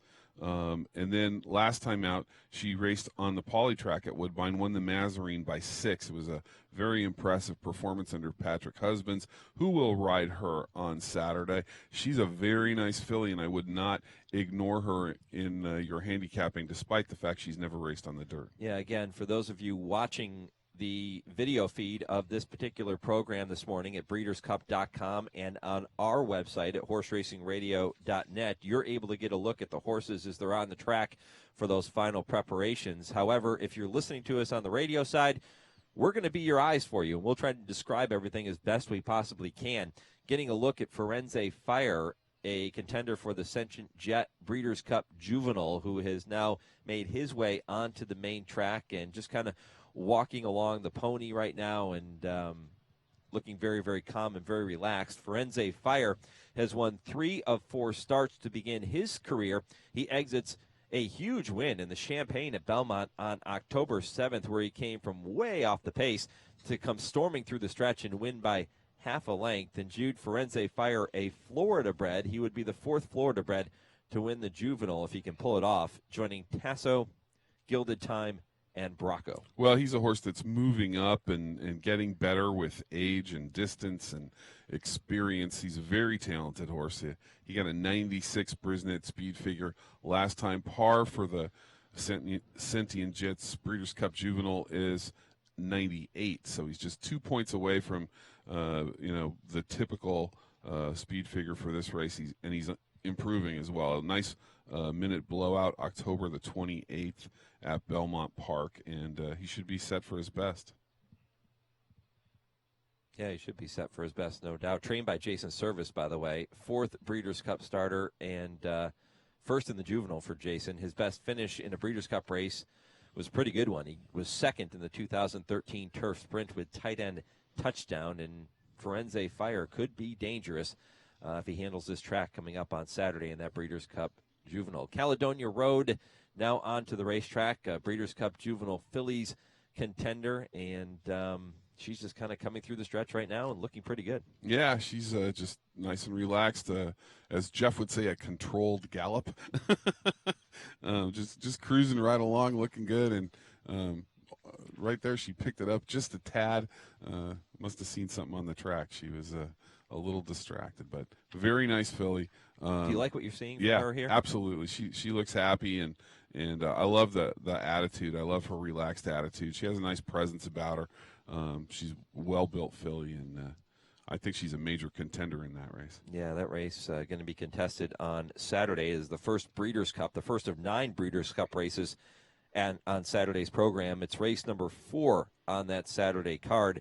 12 o'clock Pacific time, 3 o'clock Eastern is the post for the Juvenile fillies, and a race with a full field. 13 fillies were entered into that race, and Caledonia Road, the daughter of Quality Road, 2nd in the Frisette last time out, so she's going to have to do a bit better to get the money in here, but she's only raced twice, so you got to expect more improvement. And that's one thing, Jude, when you talk about these young horses, they can improve leaps and bounds from start to start. Yeah, absolutely. She improved her speed figure 11 points from her first start to her second start. She's going to be ridden by Mike Smith in the Juvenile fillies, and that's a jockey switch for her. But we talked about Mike just a second ago and how many Breeders' Cup races he's won. This is a really nice filly, and she's going places. She's by Quality Road out of a Dixie Union mare, trained by Ralph Nix. A lot of things to like about her. Great betting race, as you would expect with any Breeders' Cup race for the most part. The Juvenile fillies, the favorite in the 13-horse field is number 7, Moonshine Memories, who is the 7-2 morning line favorite. And this traditionally has been a very formful race. 18 of the 33 runnings of the Juvenile fillies have gone to the post-time favorite. That's good for 54%. So if you like the favorite in the Juvenile fillies, don't be afraid to pull the trigger. Wouldn't be shocked if Moonshine Memories, who is the lone undefeated filly in the field, were to be standing in the winner's circle after that race. Yeah, that's absolutely true. I mean, there's several fillies that could win, and she's one of them. We've got Dre Fong out here. You think he can win? Yeah, I think he can win. He's arguably the fastest horse in the world. He really can run, and tremendously talented. He's made $1.5 million in 8 races. Dre Fong, very good horse. Back to defend his title in the Breeders' Cup Sprint on Saturday afternoon, and if he can do so, he will join Midnight Loot as the only 2-time winners of the Breeders' Cup Sprint. By the way, Midnight Loot also trained by Bob Baffert. And Dre Fong will also be ridden by Mike Smith. Maybe you just bet on Mike Smith and go home, right? Yeah, I mean, you remember. We spend hours handicapping, and let Mike Smith's agent do it. Yep. I mean, he is loaded, isn't he? I mean, really he rides for Bob Baffert, and Bob Baffert is loaded. Baffert's loaded. Mike Smith's loaded. Yeah. Yeah, Bob Baffert has saddled a record, 5 Breeders' Cup Sprint winners, and the part that I love about that story is Bob's very first win, his first of 14 Breeders' Cup victories, came in the Breeders' Cup Sprint. That was in 1992 when he won it with 30 slews. Yeah, I remember that race like it was yesterday. I was very excited for Bob. He just kind of burst on the thoroughbred scene, and he was a real breath of fresh air at the time, and that horse was a massive, good-looking horse too. Just it was just a very memorable race. Yeah, Mind Your Biscuits is back in this year's Breeders' Cup Sprint, too. You remember Mind Your Biscuits was third in last year's running. It's the first Breeders' Cup starter for trainer Chad Summers, and Mind Your Biscuits hasn't been as sharp this year as we're used to seeing him. He's won 2 of 4 starts. He did take the Golden Shaheen in Dubai on March 25th, but last time out he was 8 lengths behind Dre Fong in the Forgo at Saratoga. He's going to have to make up a lot of ground on the big favorite. Yeah, he didn't have a great summer. After the Golden Shaheen, things kind of fell off for him, but he could rebound. He's been looking decent in the morning, and seems like he likes Del Mar. I don't know if Chad's going to do anything with him before the race here, but I'd like to see him get a little blowout or something. Breeders' Cup sent out a tweet this morning, a video of Mind Your Biscuits, and apparently when he's being walked around the shed row, he likes to chill out to rap music. Yeah, well, yes, who doesn't? Little known fact there about Mind Your Biscuits. Yeah, who doesn't, right? Here's right. Dre Fong. Again, we told you he's on the racetrack now. He's a contender for that Twin Spires Breeders' Cup Sprint and a major contender. He'll be the favorite, no doubt. 5-2 on the morning line, which is so juicy. There's no way on earth this horse goes off at 5-2, right? No, I think you'd be closer to 2-5. I mean 5-2. If he's 5-2, you got to bet with both fists, right? I got to think he's going to be even money or less, and yeah, absolutely, 5-2 would be a bonus price for him. What do you think as you're watching him here on the television monitor? He just looks great. He's nice and relaxed, very, very loose. I like how he's moving behind. He's alongside a pony, and that may be help to keep him relaxed, but he's just a cool horse. I've always liked this horse. It's amazing to me that a horse by Gio Ponti is as fast as he is, and arguably the best sprinter in the United States. Yeah, how about that? Gio Ponti, which, let's face it, he made his reputation as a horse that was so good on the turf going long, and as a sire, he sires a horse like this in Dre Fong that is a champion sprinter. It just goes to show you, nobody really knows in this game, right? You can't predict anything. Well, you don't can't expect that from Gio Ponti. The interesting thing about Dre Fong is that he is by Gio Ponti, but he does kind of have a sprinter's build to him. He probably takes more after his mom, but a very good-looking horse and just tremendously fast, and always has been. I mean, from day one, now he's acting up a little bit. Now he wants to do more. He's feeling good, isn't he? Yeah, he really does look like he wants to do a little something. But today's the first day the Baffert horses are here at Del Mar. They've been training at Santa Anita, and now they shipped down yesterday, and this is their first day of training. Can't miss a Baffert horse from around the track either. Usually it's a blue shadow roll or the blue around the legs, right? Yeah, the blue polo bandages, and he's got some black bell boots on. They're kind of hard to see, but that's what you put on a horse when they're jogging to keep them from grabbing their quarters. Does he look good, though, doesn't it? Wow, just a picture of fitness is Dre Fong. Yeah, he's a beautiful horse. Gio Ponti, his sire, a 4-time Breeders' Cup participant. Remember, he finished second in the 2009 Breeders' Cup Classic. That was truly a classic. That was Zenyatta who got the victory that afternoon. Then he was second in the 2010 Breeders' Cup Miles. So certainly some Breeders' Cup credentials for champion Gio Ponti, champion Dre Fong, I should say, in the Breeders' Cup Sprint. We're going to step away for a quick break. We are going to come back with more. Expected to be joined by John Sadler in just a few minutes. He's the trainer of Stellar Wind in the Breeders' Cup Distaff. Looking forward to that visit. Jeff Canizzo is going to join us right around 9 o'clock Pacific time. That would be noon Eastern. Jeff with the New York Thoroughbred Breeders, going to talk to him about all the New York breds going to the post in this year's Breeders' Cup World Championships. And Boyd Browning from Fasig-Tipton will be stopping by at some point as well. Stay with us from Del Mar. This is the Breeders' Cup Countdown on the Horse Racing Radio Network, your exclusive home for the Breeders' Cup World Championships.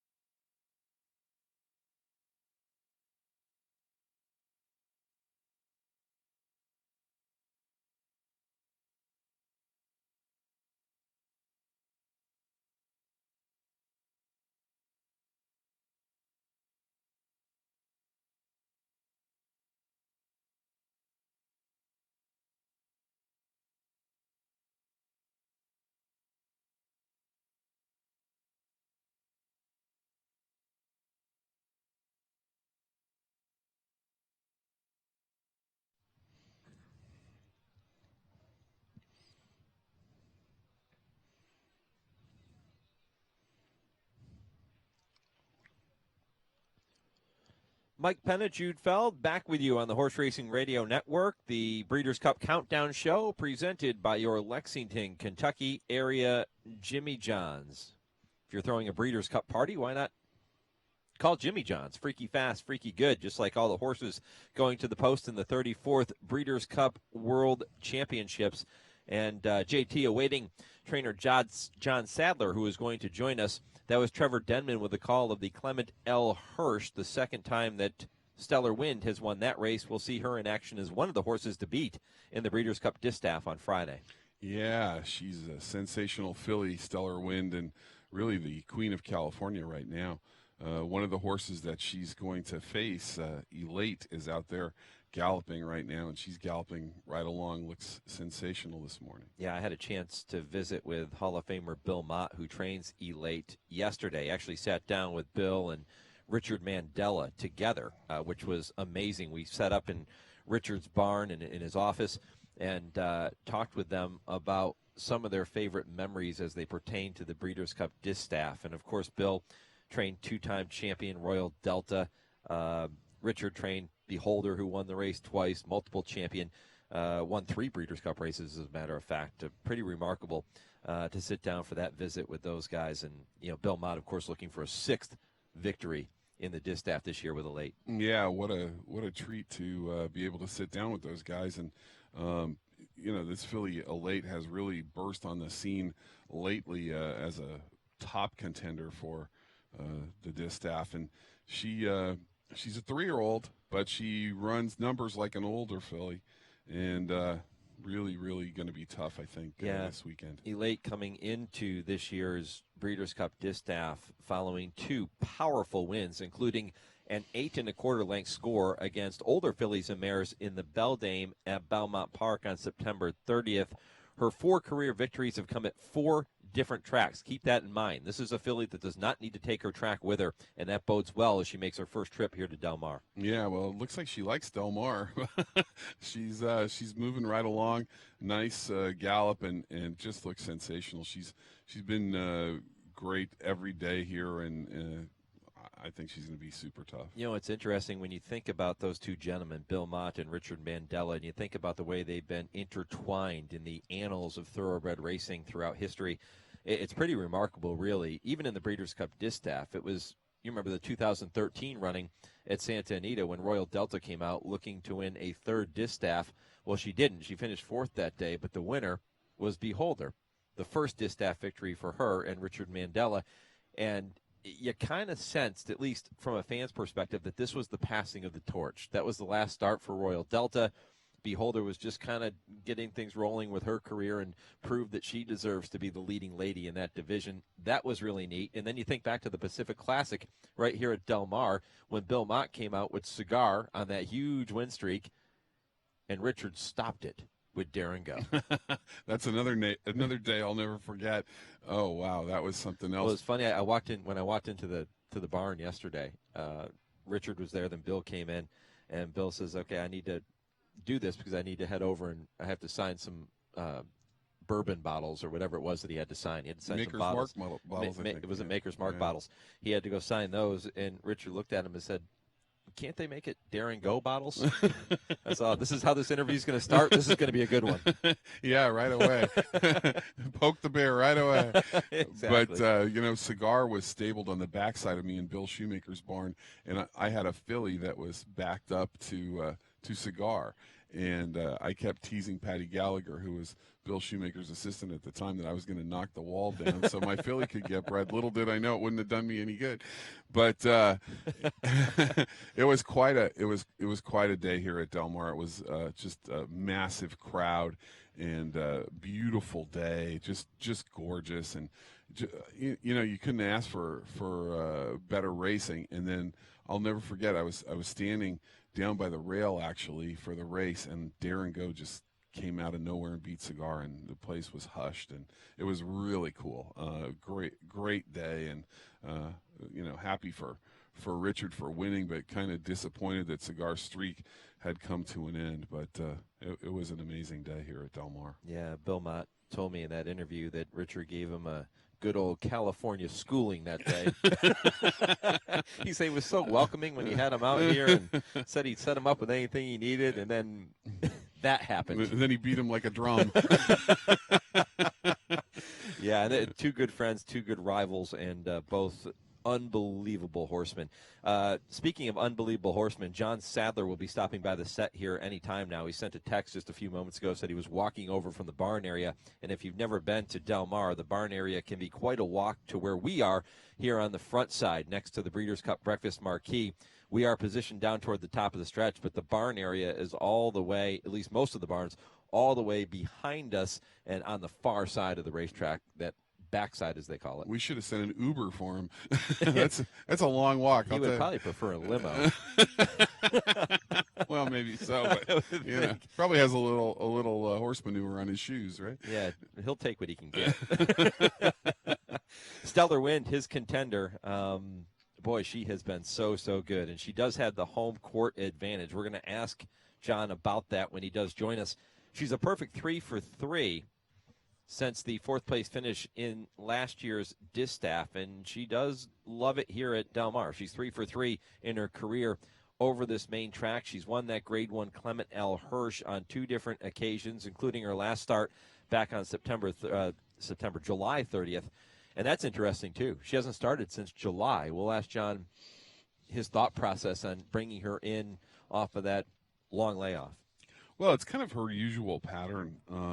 She has lots of breaks in training, and he's done a magnificent job with her. I mean, you look at her past performance chart, and it's unlike many that you'll ever see. I mean, she's run 15 times, has 10 victories, and that stands out immediately. But the races she runs in, the cheapest, if you want to call it that, race that she has in her chart that she ran in was the Torrey Pines here in 2015, right here at Del Mar, August 30th. That was a Grade 3. That was the easiest spot she's competed in. Of course, she won that. And I see John coming down the road now. He made it over here. Yep. Not a bead of perspiration. Oh, look at that. Yeah. Just strolling along, and John Sadler heading over our way now. Tell you what we'll do. We want to make sure we leave enough time for this interview with John. We'll step away early for this next break. We'll come back. John Sadler is next. It's the Breeders' Cup Countdown presented by your Lexington area Jimmy John's.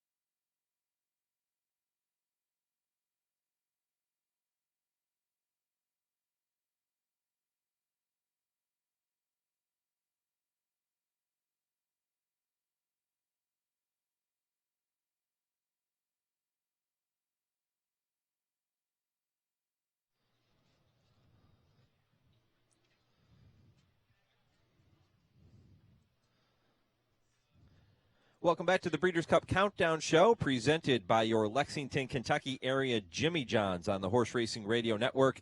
Mike Penna, Jude Feld, trackside at Del Mar, getting you set for the 34th Breeders' Cup World Championships, which begins in earnest on Friday afternoon with 4 Breeders' Cup races, 9 coming your way on Saturday, and you will hear all 13 of those exclusively with us here on the Horse Racing Radio Network. If you can't make it to a television to watch the coverage on NBC, well, we've got you covered on the other side of things. Head over to horseracingradio.net, and you can listen worldwide through our website.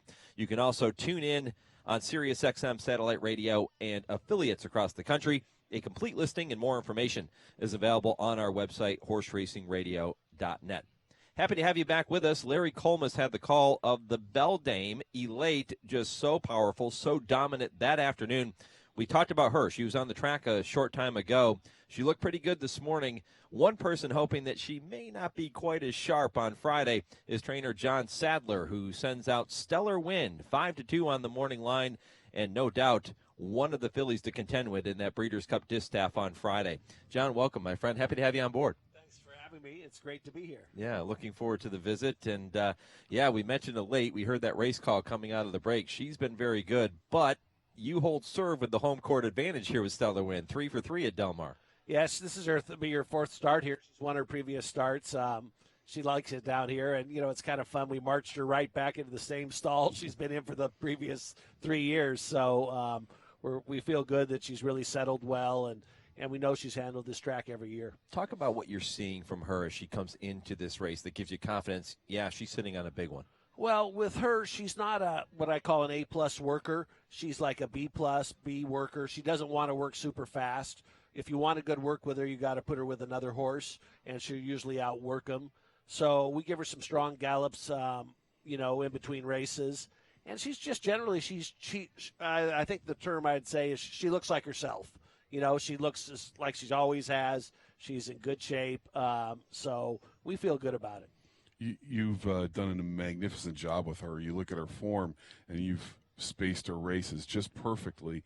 We were talking about it before you came over to the table, and she, the cheapest race, if you want to call it, is a grade 3 in 2015. She runs against the best all the time. What's the key with that spacing that you use? Well, we've just been really selective on where we run her every 2 weeks, or she needs spacing between her races, and we've carefully mapped out her races every year, kind of at the I know she's not a horse to run every end of the year, and this year as an example, we got historic rains in January and February. The original plan called for her to run in the Santa Margarita, which is the Group 1 at Santa Anita. But we got so much rain, I said, it doesn't make sense for me to send her over, as you know, Jude, a lot of sealed tracks that have been rolled down to rock hard. So I had to kind of miss a little time early this year. So we got her ready for the Apple Blossom instead, which is another great race to win, even more money than the Santa Margarita. So it worked out well. But, we've been very selective on where we run her, and she's so generous in her efforts. You don't want to run her all the time. I like her to build back up and have her energy level just as high as it could be. And I guess she responds to that type of regimen? Yes, she really does. Yeah, she responds to it really well. She does. And she's run with the best all the time. And the few times that she hasn't won, she's always run a good race. For example, last year in the Breeders' Cup, she stood really good. And then the minute they sprung it, she was just kind of stepping back, and kind of missed the break. So terrible timing there. But she's still run a good race. She's 4th, beating a couple of lengths. So she's a really generous mare, and she's a champion. So we're thrilled with her. How significant is that home field advantage here, John, for horses that come from the East Coast and other places that she's going to contest on Friday afternoon? How significant is it to have a horse that loves this surface already? Well, with really good horses and everything in the race is really good, they usually don't need to carry their track around with them. So it may not be as big as people like to think. I mean, really good horses win from bad posts. They win on any surfaces. And this is a quality-laden field. It's a really good group. You got the 2 older mares that are rock solid, and then you got these 3-year-olds that are emerging, Elate and Abel Tasman, both very good also. So it's a very good race, and it'll be, who gets a good trip and that sort of thing. But the quality, it's a quality race. I noticed you take her out really early in the morning. Is that her usual routine here at Del Mar? Is that her usual routine during the year? Yeah, well, we started that a couple of years ago. It was because there's so many horses here in the summer that we thought the track was best at 4:30. So we started taking her at 4:30, and I think it's a tribute, to my crew that they're willing to get up and do that because it's her third year here and she stayed nice and sound here. So that's her normal routine. When we're back at Santa Anita, she goes in the first set. I just like the track before it's kind of chopped up. So she's been going early all the time. I think she'd go fine later on, but it's the way we've been doing it. So we're on her last race, so we're doing everything the same. John, it's amazing. As I was doing some homework getting ready for the race, you have trained countless graded stakes winners, one of the top trainers out here on the West Coast year in and year out. I was shocked to learn that you're still looking for that elusive Breeders' Cup victory. You haven't gotten one yet. You've been close. Of course, Stellar wins second in 2015 in the distaff. What would it mean to finally break through, especially here at Del Mar? Oh, it'd be great. Del Mar's been great to us. I think it's great to have a Breeders' Cup here. I hope we get a little California sun. It'd be fun to win it. I don't take any umbrage with the fact that I'm an ofer in the Breeders' Cup. But as Jude will tell you, most of the horses I've taken to the Breeders' Cup, I've taken up. I mean, I don't think anybody's claimed more horses that end up in the Breeders' Cup. Iotapa, we claimed her for 50. She was third in the Breeders' Cup. So it's, a lot of years. I've been in there with maybe the best horse from California, but I think I was in the 3 years with Golda Kova, one of the great champions of all time. That's a bit of hard cheese. So I was third with, What's a Script. I think I had Sydney's Candy in against him one year. And, there's just so many then you good. hooked Beholder last year. Yeah, and there's just so many good horses, in these races coming from all around the world. So my horses have run well, and I'm very proud of that.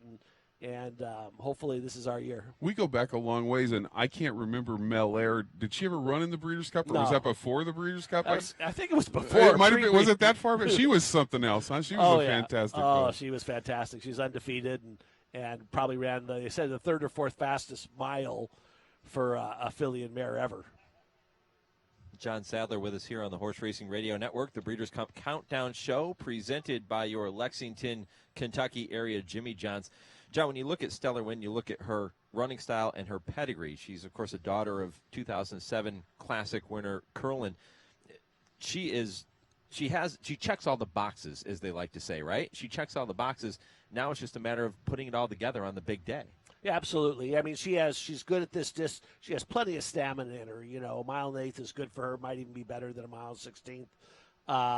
And she's got a good style where she can go up. I think she'd be a little better maybe sitting a little further back than she's had to be lately. But when you race in California, it's kind of speed favoring.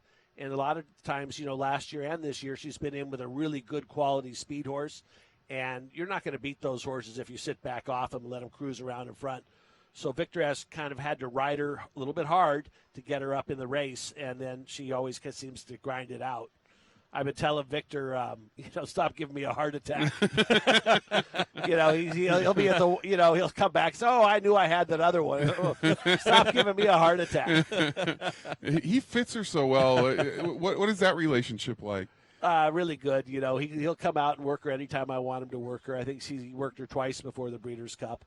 And he's you can tell why he's a big race rider. He's very relaxed. He laughs and smiles, and he doesn't carry an ounce of stress in him. So they made a good team together, and he loves her a lot, like the barn does. You mentioned the California tracks can be speed favoring. Can this racetrack be speed favoring from time to time? Could be. Yeah, it just depends. We haven't run any races on it this week, and we're coming in fresh like this. So it'll be interesting to see today and tomorrow how it's playing.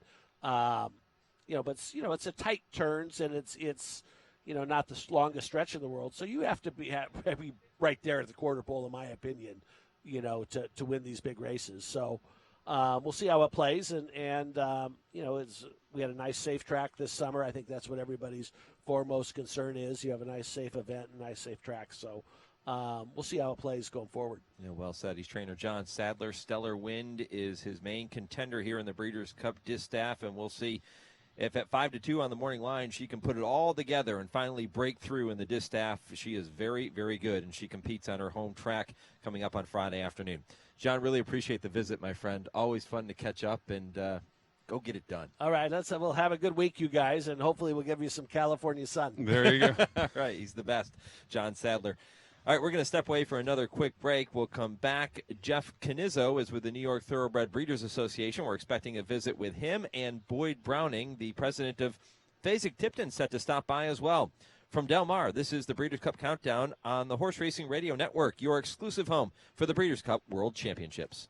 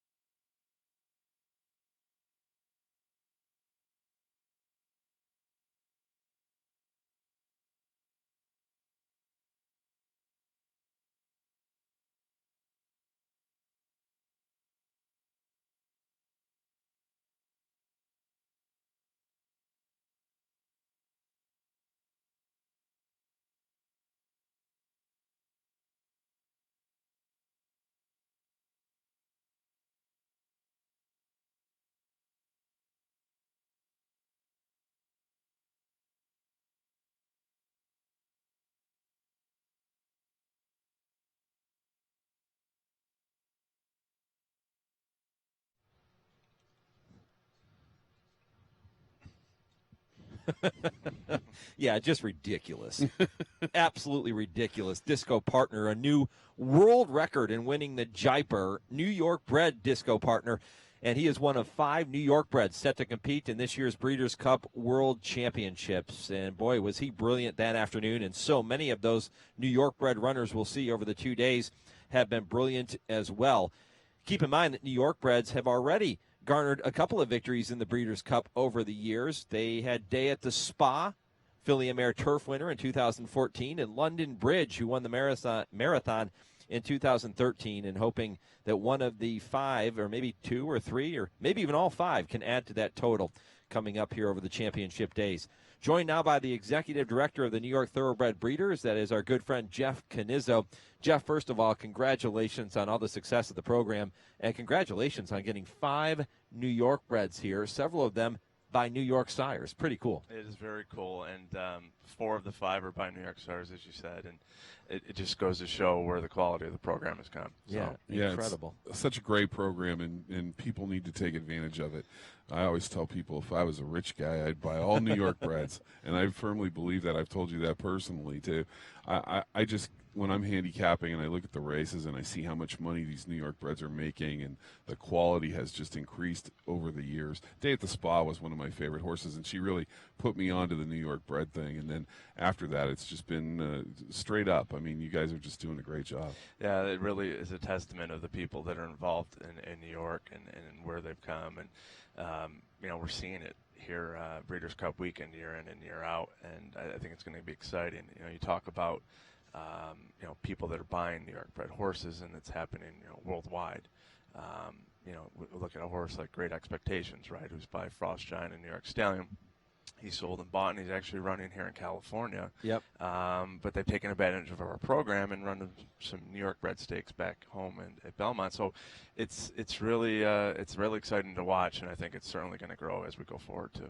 What do you remember about that Jaipur performance by Disco Partner? Were you there that day? I was there, Yeah. and you look at the time, you're like, is that accurate? Did that really happen? And it's just amazing, and he's the son of Disco Rico, obviously, who is probably one of the most underrated stallions ever stand. Yeah, right on cue, by the way. For those watching on the video feed of this show, Disco Partner has made his way onto the main track now. An absolutely gorgeous gray. He is standing there now in the Christophe Clement saddle towel. He's got the number 603 on his saddle towel. All the Breeders' Cup horses are numbered so you can follow along, and fans can follow along easier with who's who, but you can't miss Disco Partner. He's a special horse, and obviously he's fast. They stretched him out to a mile and whatnot, and are cutting it back. And I think he's probably got, in my opinion, the best shot of our contingent of really showing what he's worth. And I'm excited to see him, and I'd love to see him win, obviously. So good looking horse, beautiful horse. Nice. Christophe has done a great job with him too. Yeah, he certainly has, and he's got some ace bandages on and some bell boots. He looks like he's just going to do a little jogging this morning, but he's got his hair all braided for the big day. he's ready to roll. I mentioned when we had John Sadler on a short time ago that I was shocked to learn that John has not won a Breeders' Cup race, because it seems like he had to have, right? Well, neither has Christophe. Christophe's still looking for that first win, which is mind-boggling. Amazing. That's absolutely. Well, this might be it, and I'd love to see him do it with a New York bred. And actually, the breeders and owners, the Generasios, talk about a staple in New York from a breeding and owning perspective. That they've bred so many good horses year in and year out, and I'm very happy to see them here in the Breeders' Cup. You have another one by the name of Giant Expectations, who has proven to be the real deal, and he's winning out here in California. He's winning graded stakes against open company, so he's a major player in this year's Breeders' Cup too. And he's another one I can remember talking to the folks at Sunrise Stallions in New York earlier this year.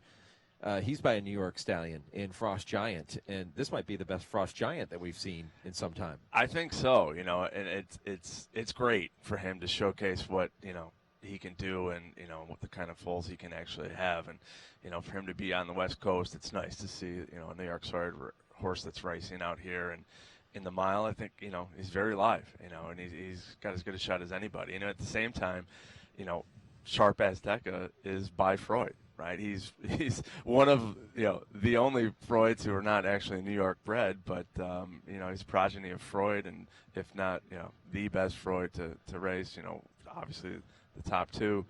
So it's kind of exciting in the mile as well. Yep. Mind Your Biscuits coming back with a rematch with Dre Fong in the Breeders' Cup Sprint. Has to make up 8 lengths from the Forgo at Saratoga, but he was gaining last year in the Breeders' Cup Sprint. He was. He definitely was. And and he's done so much in the last 2 years, and hopefully he can come out with a bang here this weekend. To win in Dubai and everything that he's accomplished, and he's just a freak of nature. Was that the first New York bred to win in Dubai? Yes. Yes. No kidding. Special, really, really special to see what he did. And again, this is the state of our program. Yep. Is that we're winning Grade 1 races, not in the United States, around the world. And again, it's a testament of the quality of the program and where it's gone. And I think that's the difference between, we talk about these regional programs.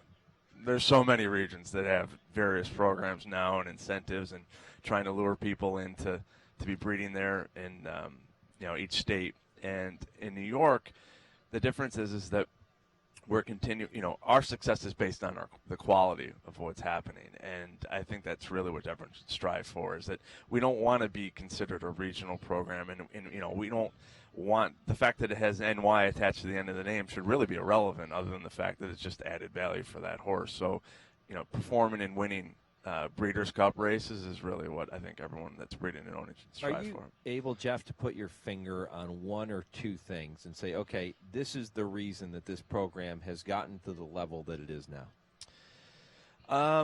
Well, realistically, it's based on money. It's based on that added value that a New York bred could have in racing. When you have a $44 million restricted pool of money available to the horses in New York State, and you have an $8.5 million stakes program of 60-plus stakes races to just New York breds, it creates this marketplace in our bloodstock industry such that owners are looking to buy these types of horses. And by doing so, it in return has created a demand for breeders to actually breed a better horse. And that's what we've seen happen. We have people from all over the country that are taking part in our program and dropping foals in New York and breeding to our stallions and racing in New York State. So it's a win-win for everyone involved, but it comes down to monetary incentives to be doing so, and New York is offering them. What are the incentives for the breeders of New York breds? So it's essentially an annuity program.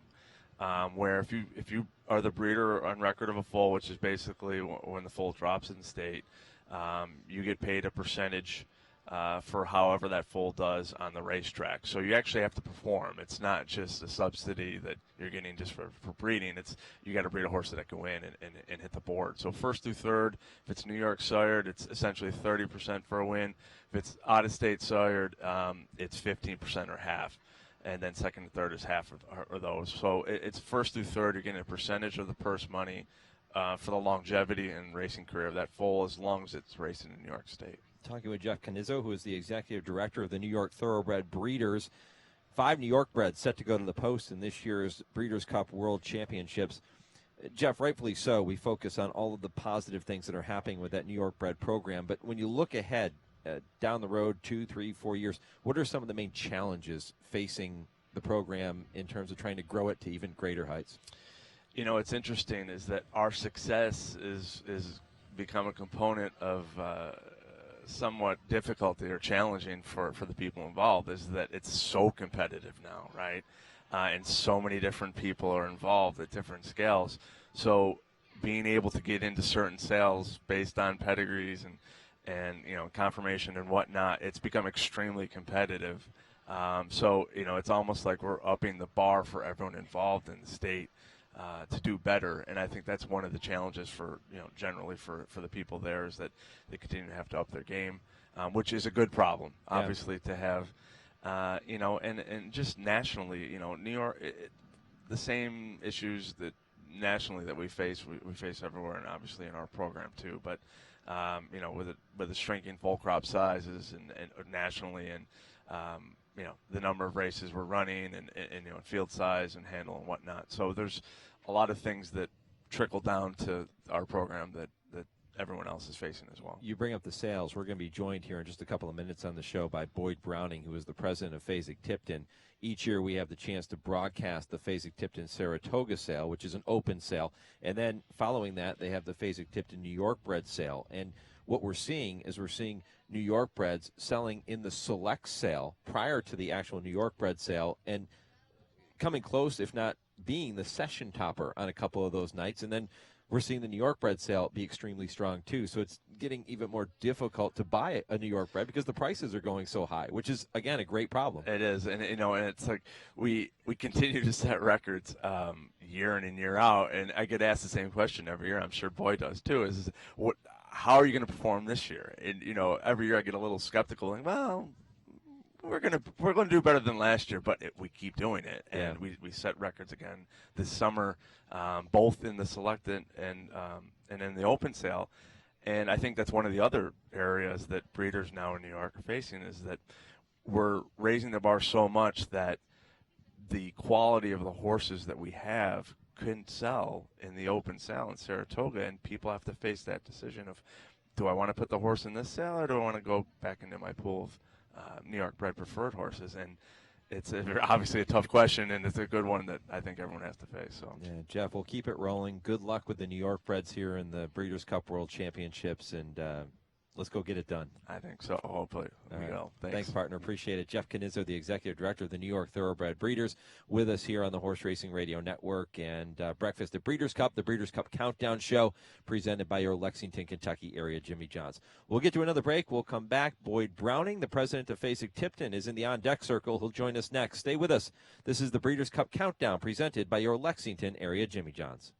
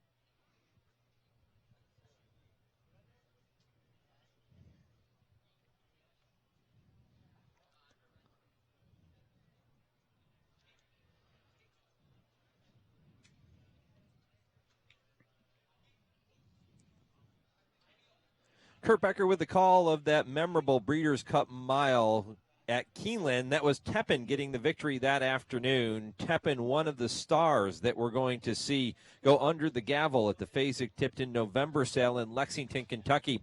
That takes place next Monday, November 6th, and boy, what a catalog it is. And so many of the Breeders' Cup horses that we're going to see compete over the 2 days will be making their way to Lexington to be sold. And if it's not them, it's going to be horses connected to them, half sisters, half brothers, full sisters. It's going to be incredible, and it all takes place at Fasig-Tipton on Monday, November 6th. Welcome back to the Breeders' Cup Countdown Show, presented by your Lexington, Kentucky area Jimmy John's, Mike Pennant, Jude Feld. We are indeed live from Del Mar. We'll be back with you tomorrow morning as well, 7 to 10 a.m. Pacific. That kicks off at 10 a.m. Eastern, obviously, and really happy to have you with us as we take you along and get you ready for the 34th World Championships. Well, Boyd Browning is with us now. He is the president of Fasig-Tipton, and he looks pretty relaxed at the moment, but come next Monday, you might see a different side of Boyd. Boyd, welcome. Good morning. Well, thanks for that introduction. The pressure, you're calm as a cucumber right now, but the pressure begins to build as you get toward 4 p.m. on Monday. Well, it really does. I mean, it's our Super Bowl Monday. It's our biggest sale of the year. It's a unique opportunity for us to have, truly some of the elite of the elite being offered for sale on Monday night. Great catalog we've been able to put together this year. We've been, support that we've received from owners and consignors has been remarkable. The sales, it's a special sale. There's a lot of excitement. There's a lot of energy. The quality, I think, this year from top to bottom is as good as we've ever had. We've obviously got a few exceptional fillies and mares in the catalog that'll be offered, but the depth of the catalog is probably one of the things that we're most proud of as well. Yeah, Teppan may be one of the most accomplished turf females ever to be sold at Fasig-Tipton, right? Yeah, well, right maybe I would say one of the most accomplished turf female ever be offered in America. Yeah, not just at our sale. I mean, when you look at her credentials and her qualities, and I think you could make the same argument for Songbird. These are two just remarkable fillies and mares that were on the racetrack. And they're particularly meaningful to us because they're both Saratoga graduates also. So, I mean, we've literally had an involvement with them since we saw them on the farms as yearlings. And to be able to watch and enjoy, we're like everybody else. We're fans. When Songbird's coming down the lane and looking like she's going to win a Grade 1, I'm out of my patio or in the race at the racetrack screaming like a fan. Somebody says, do you own that horse? I was like, no, we just sold her. And they looked at you like, you're crazy. Like, why are you so excited? And it's like, it's what we get up in the morning to do. And then to have the opportunity to sell them at the conclusion of their initial careers. Obviously Teppan's in foal to Curlin and Songbird's coming off the racetrack, but it's really special.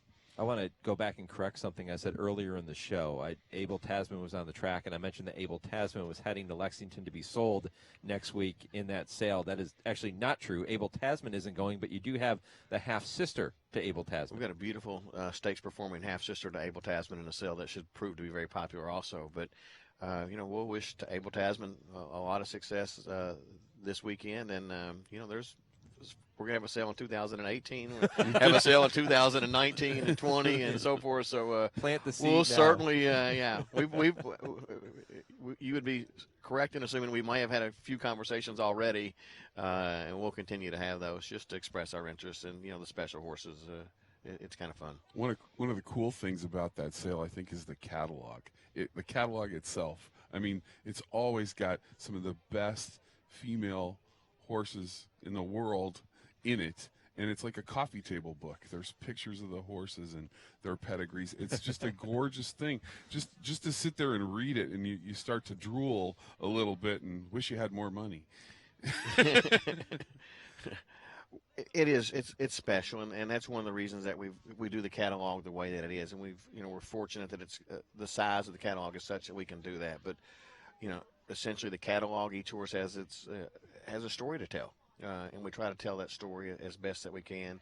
And it's not just the catalog. Basically, you can go to our website on each offering, and you can get race replays, you can get past performances, you can have pedigree, you can find a pedigree analysis for every mare or brood, every info mare, every broodmare, filly or racing broodmare prospect that's in the catalog. It is special, and we try to make it special and provide as much information as we can to potential buyers out there. And it's there's a collection of those sitting around. They're not on my coffee table, but they're in my office, and it's something we're really proud of. And these horses merit the extra effort and attention on our part. Altogether, 22 Breeders' Cup contenders or their connections, meaning that there will be a half-sister, half-brother to one of those horses, will be sold at the Fasig-Tipton November sale on November 6th, at least be offered to be sold. And if you're wondering about the contenders that we'll see that will be heading to Lexington to be sold after this, you have Decita, the Chilean bred, Finest City, Finley's Lucky Charm. I'm going to take a shot. Pie-Dye Bianchi. Did I get it right? Pretty close. Yeah, close enough. You're an Italian. Yeah, I'm a fake Italian, remember? My wife always tells me I'm a fake Italian. Sky Diamonds and Zipessa all set to go under the gavel at Fasig-Tipton. That's an impressive roster right there, boy. Oh, that's a really, really fine group of fillies and mares, and we're hoping for a few dead heats. I can imagine that you probably would be. When you think about this sale and the success that it has had over the years and where you've gotten it to now, what are you most proud of? I just think the consistency. It's a 365-day-a-year catalog you work on. I think the reality is that all of us in the racing business, the thoroughbred business, if there's any duration in it, it's because we have a passion for it. You all have a passion for what you do. I mean, you get up in the morning and your neighbors think you're crazier than all get out when you get up and you're like excited because you're going to the racetrack at 5 o'clock in the morning. My neighbors look at me like I've absolutely lost my mind most of the time. They say, but I think as an organization, we've got a group of men and women who love going to work, who are excited about having the opportunity to interact with some of the finest horses in the world. And I think that the constant, consistent effort that we try to make and we try to present to buyers, sellers, the level of customer service is what we're probably the most proud of. And we'll be excited Monday night, and hopefully we'll have a magnificent sale. And Tuesday morning we'll start working on next year. There's already, they all laugh at me in my office. I've got whiteboards, and they all think I'm crazy, and they're probably right. But we've got a list of candidates already for 2018, and maybe a few for 2019. So. But it's a team effort.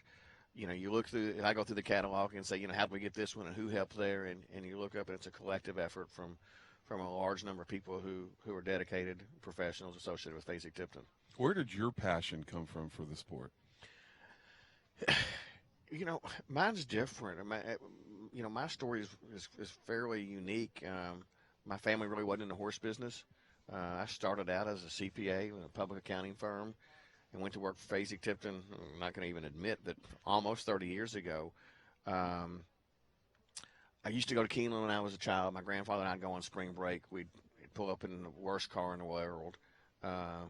He was a smooth operator. He'd pawn the guy, the parking guy. He'd pay $5, and we'd get the best parking spot. We'd take 2 lawn chairs in there, and we'd lay in bed the night before and handicap and talk about, who do you like in this race? And you always got to play the speed. Speed kills.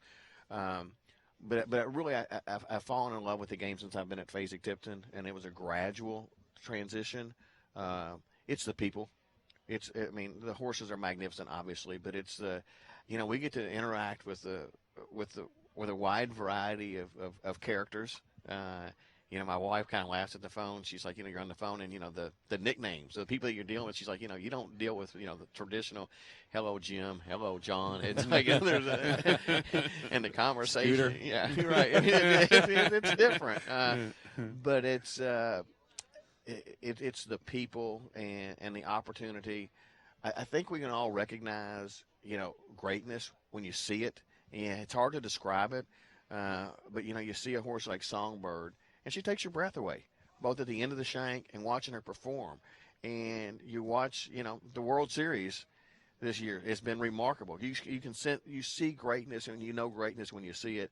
And, it's why I was up at 1:30 on Sunday morning / Monday morning, because it was a great baseball game. We're going to see some great races Friday and Saturday, and it gets your heart pumping. It gets you enthusiastic. It's hard to describe when you got hooked, but once you're hooked, you know you're hooked. Right. So, Do you have a favorite Breeders' Cup memory? one of my favorites, and it would be early on, would have been Vindication's win as a 2-year-old at Arlington. We really went to the mat for Vindication as a yearling. I mean, I can tell you, we went to the mat hustling that horse and recruiting that horse. And it was at a time, you know, when Fasig's position in the marketplace probably wasn't as strong as it is now. And he sold for a lot of money as a yearling, which was great. And then he obviously performed exceptionally well on the racetrack. So that would be one of the most kind of meaningful ones. You know, watching the distaff last year, you know, we had sold Songbird, and Mr. Porter's is a friend. He's a great customer, but more than that, he's a friend. And just, you know, like watching those two lay it all on the line. I mean, lay it all on the line was, you know, remarkable. There's a part of me that wishes the head bob had gone a little differently, but I think that everyone, you know, once again, it was greatness. I mean, we saw two great horses hook up and give everything they had, and it was an awe-inspiring, you know, performance. It's one of those ones that you'll never forget, seeing the two of them come down there, you know, both of them giving every single ounce of energy and effort and courage that they had, and it was a shame one of them had to lose. So that was, you know, it was still a special race, and hopefully we'll see a few more spectacular races over this weekend. I'm sure we will. Yeah, I'm sure we will, and we'll see some fireworks in Lexington, Kentucky on Monday, November 6th. 4 p.m. is when that November sale starts at the Fasig-Tipton Sales Pavilion. Make sure you are there. And, Boyd, can't thank you enough for all your support. What we do here on the network, we can't do it without you. And really appreciate you stopping by this morning. Enjoyable visit. Well, thank you. And you know, we appreciate your all's passion. You know, as I said, you all love what you do. And it's conveyed through, you know, the programs that you all put on.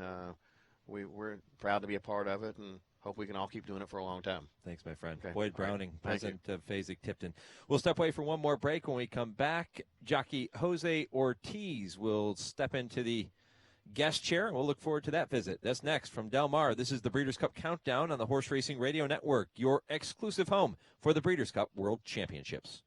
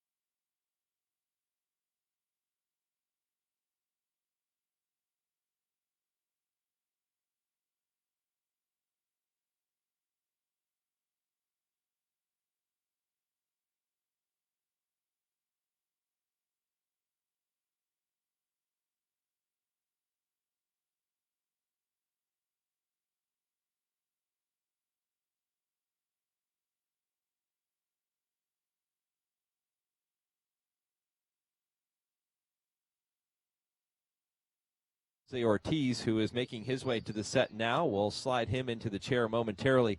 But, Jude, that was such an unbelievable performance. And now you look at what Jose Ortiz has been able to accomplish. Already one of the top jockeys in the country last year. He just continues to get better and better and better. Yeah, he's a very talented young guy and does a great job. I think he might be the best turf rider in the United States right now. He really seems to be savvy as to placement of his horses and puts them in the right spot all the time and gets a lot of victories on the grass. Yeah, Jose standing by. He'll be with us here momentarily. And he has a mount, how about this, Jude, in every single Breeders' Cup race. So he's going to be very, very busy. And he's been walking around here with his new wife, Taylor Rice, and their baby. And, yeah, really excited to get a chance to visit with Jose. He is making his way over here now. There he is. And we Jose! Get him mic'd up here. There we go. Que pasa, amigo? How are you guys? Good. You didn't know I was going to start in Spanish, did you? That's as far as I can go, by the way. That's it. Anything after that, I'm in trouble. Yeah. How you doing? Good, very good. How are you guys? Good, good. We just had a little rejoin clip coming out of the break of Oscar Performance winning that juvenile turf last year, your first Breeders' Cup victory. That had to be really special. Yeah, it was. I mean, it's like winning the World Series, you know. It's great weekend of racing, and was very happy to win one Breeders' Cup. I mean, hopefully I can keep winning. Can you put into words what that feeling was like when you crossed the finish line there last year? Just amazing. I mean, it's not you're not just riding for yourself. You're riding for America as well. We got a lot of horses from England and stuff. So it was kind of cool. It was very cool to win the Breeders' Cup last year, and it's been even better.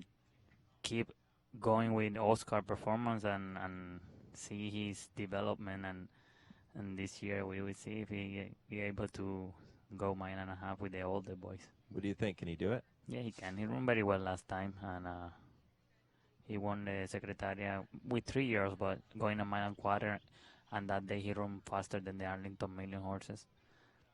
And he ran very well last time. Very uncomfortable trip for him. It wasn't his best trip, but we figured it out this time. And that race should make him stronger and fitter for I think so, yeah. He got the distance already on him for first time, the 1.5 miles.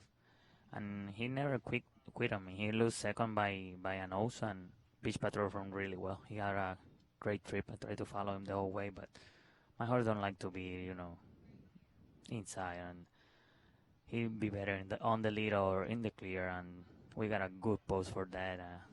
The 13, I think it's a little bit too far out, but it's not bad for him. When you have a horse like him that does have some pretty good early speed, as a jockey, how do you make sure that you're doling out that speed and doing it the right way so that when he hits the stretch, he has enough left to finish really well, too? How do you do it?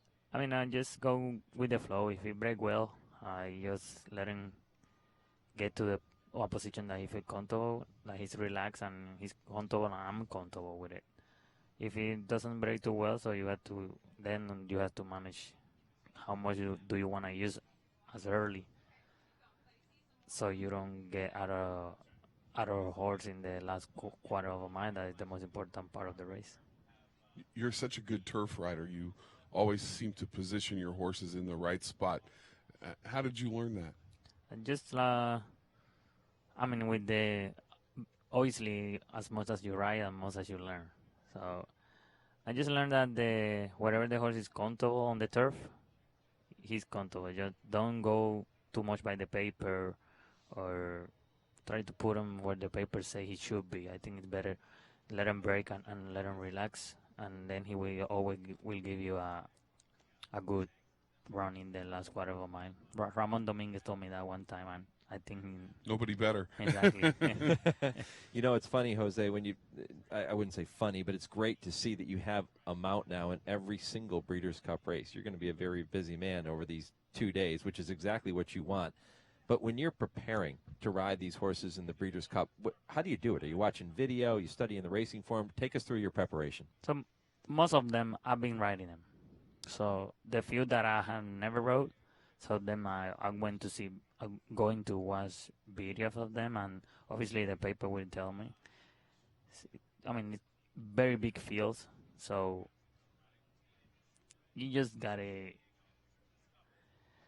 try to have a good break and put it in the best position you can. I mean, but that's just with the one I never rode before, but the one I know, so I don't watch the replay, or I watch it, but not as much. I'm just You just sound like a professional football coach, right? Or a professional athlete where they just say, and you are a professional athlete, but you'll see it in other sports where they say, we only worry about what we can control. You can't worry about the other horses and what they're going to do. You can only worry about your horse and what they're going to do. Is that right? Exactly, yeah. And you seem more like a natural rider than a planner. You know, like Johnny Velasquez, he knows if he breaks slow, he's going to do this. If he breaks good, he's going to do this. But you just seem like you just relax and let the horse tell you what to do. Is that a good description?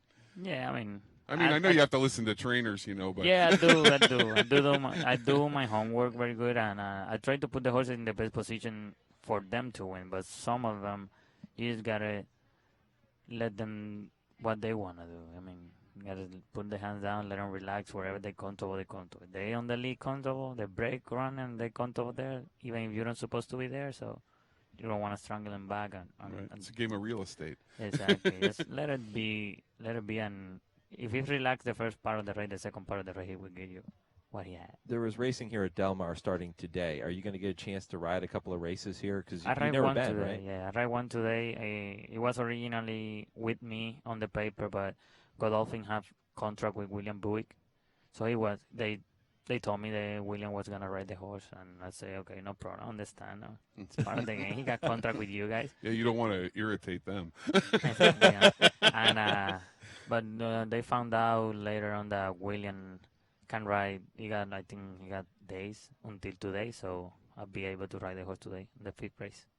You know, Jose, this has been quite a year for you, visiting with Jose Ortiz, who has won, more than 240 races here in 2017. You come off of a 2016 campaign where you were lights out, and it just continues to get better. But in your personal life, some changes, too. You got married this year to the beautiful Taylor Rice, who is now Taylor Ortiz, and you welcomed a beautiful new baby to the world. Talk about everything that's been happening with you on the personal side of things. It's been great. I'm married to Taylor. She's great, and we have a baby now. She's 4 months old. Her name is Leilani. She's beautiful and very great baby. She sleeps very well. And, already? Yeah, she sleeps all night. And she knows her dad has to get up early and work. And I mean, my personal life has been very good. My family is home with me, which is the most important thing, and just go out there and do my thing in the business life.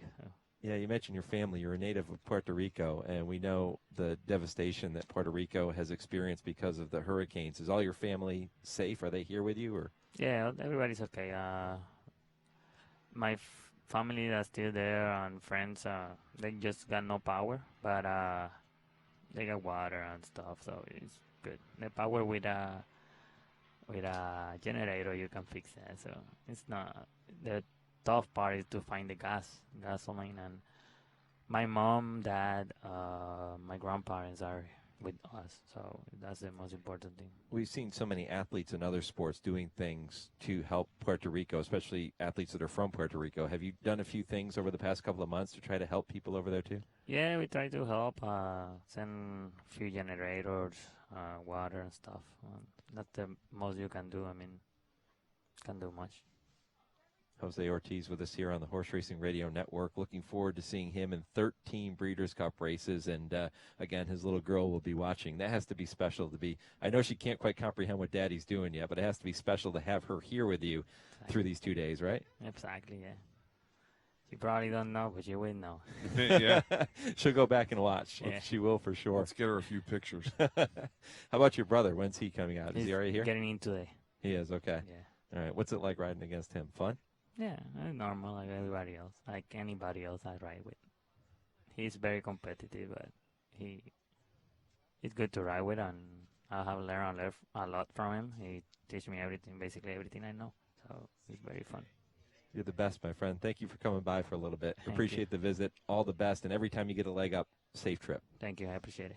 All right, he's jockey Jose Ortiz, and one of the best in the business. And JT, when you think about everything that he's accomplished, right? I mean, it's just incredible. Yeah, it's a meteoric rise to stardom, really. And it was a great rivalry last year at Saratoga when you and your brother were fighting it out for the leading rider. I told everybody you were going to win. I was betting on you like crazy.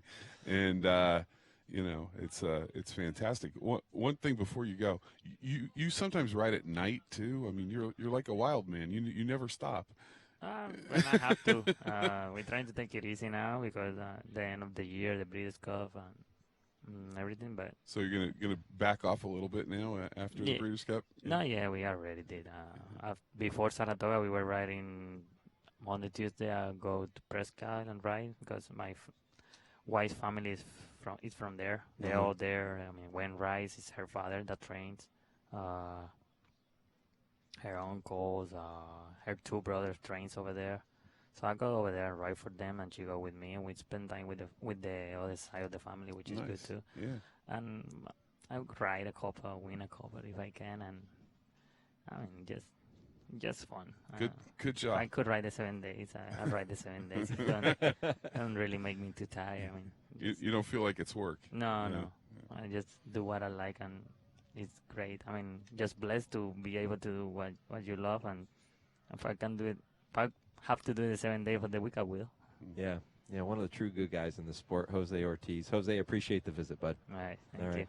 All right, JT, we're going to go ahead and step away for one final break. We'll come back here with more. From Del Mar, this is the Breeders' Cup Countdown on the Horse Racing Radio Network, your exclusive home for the Breeders' Cup.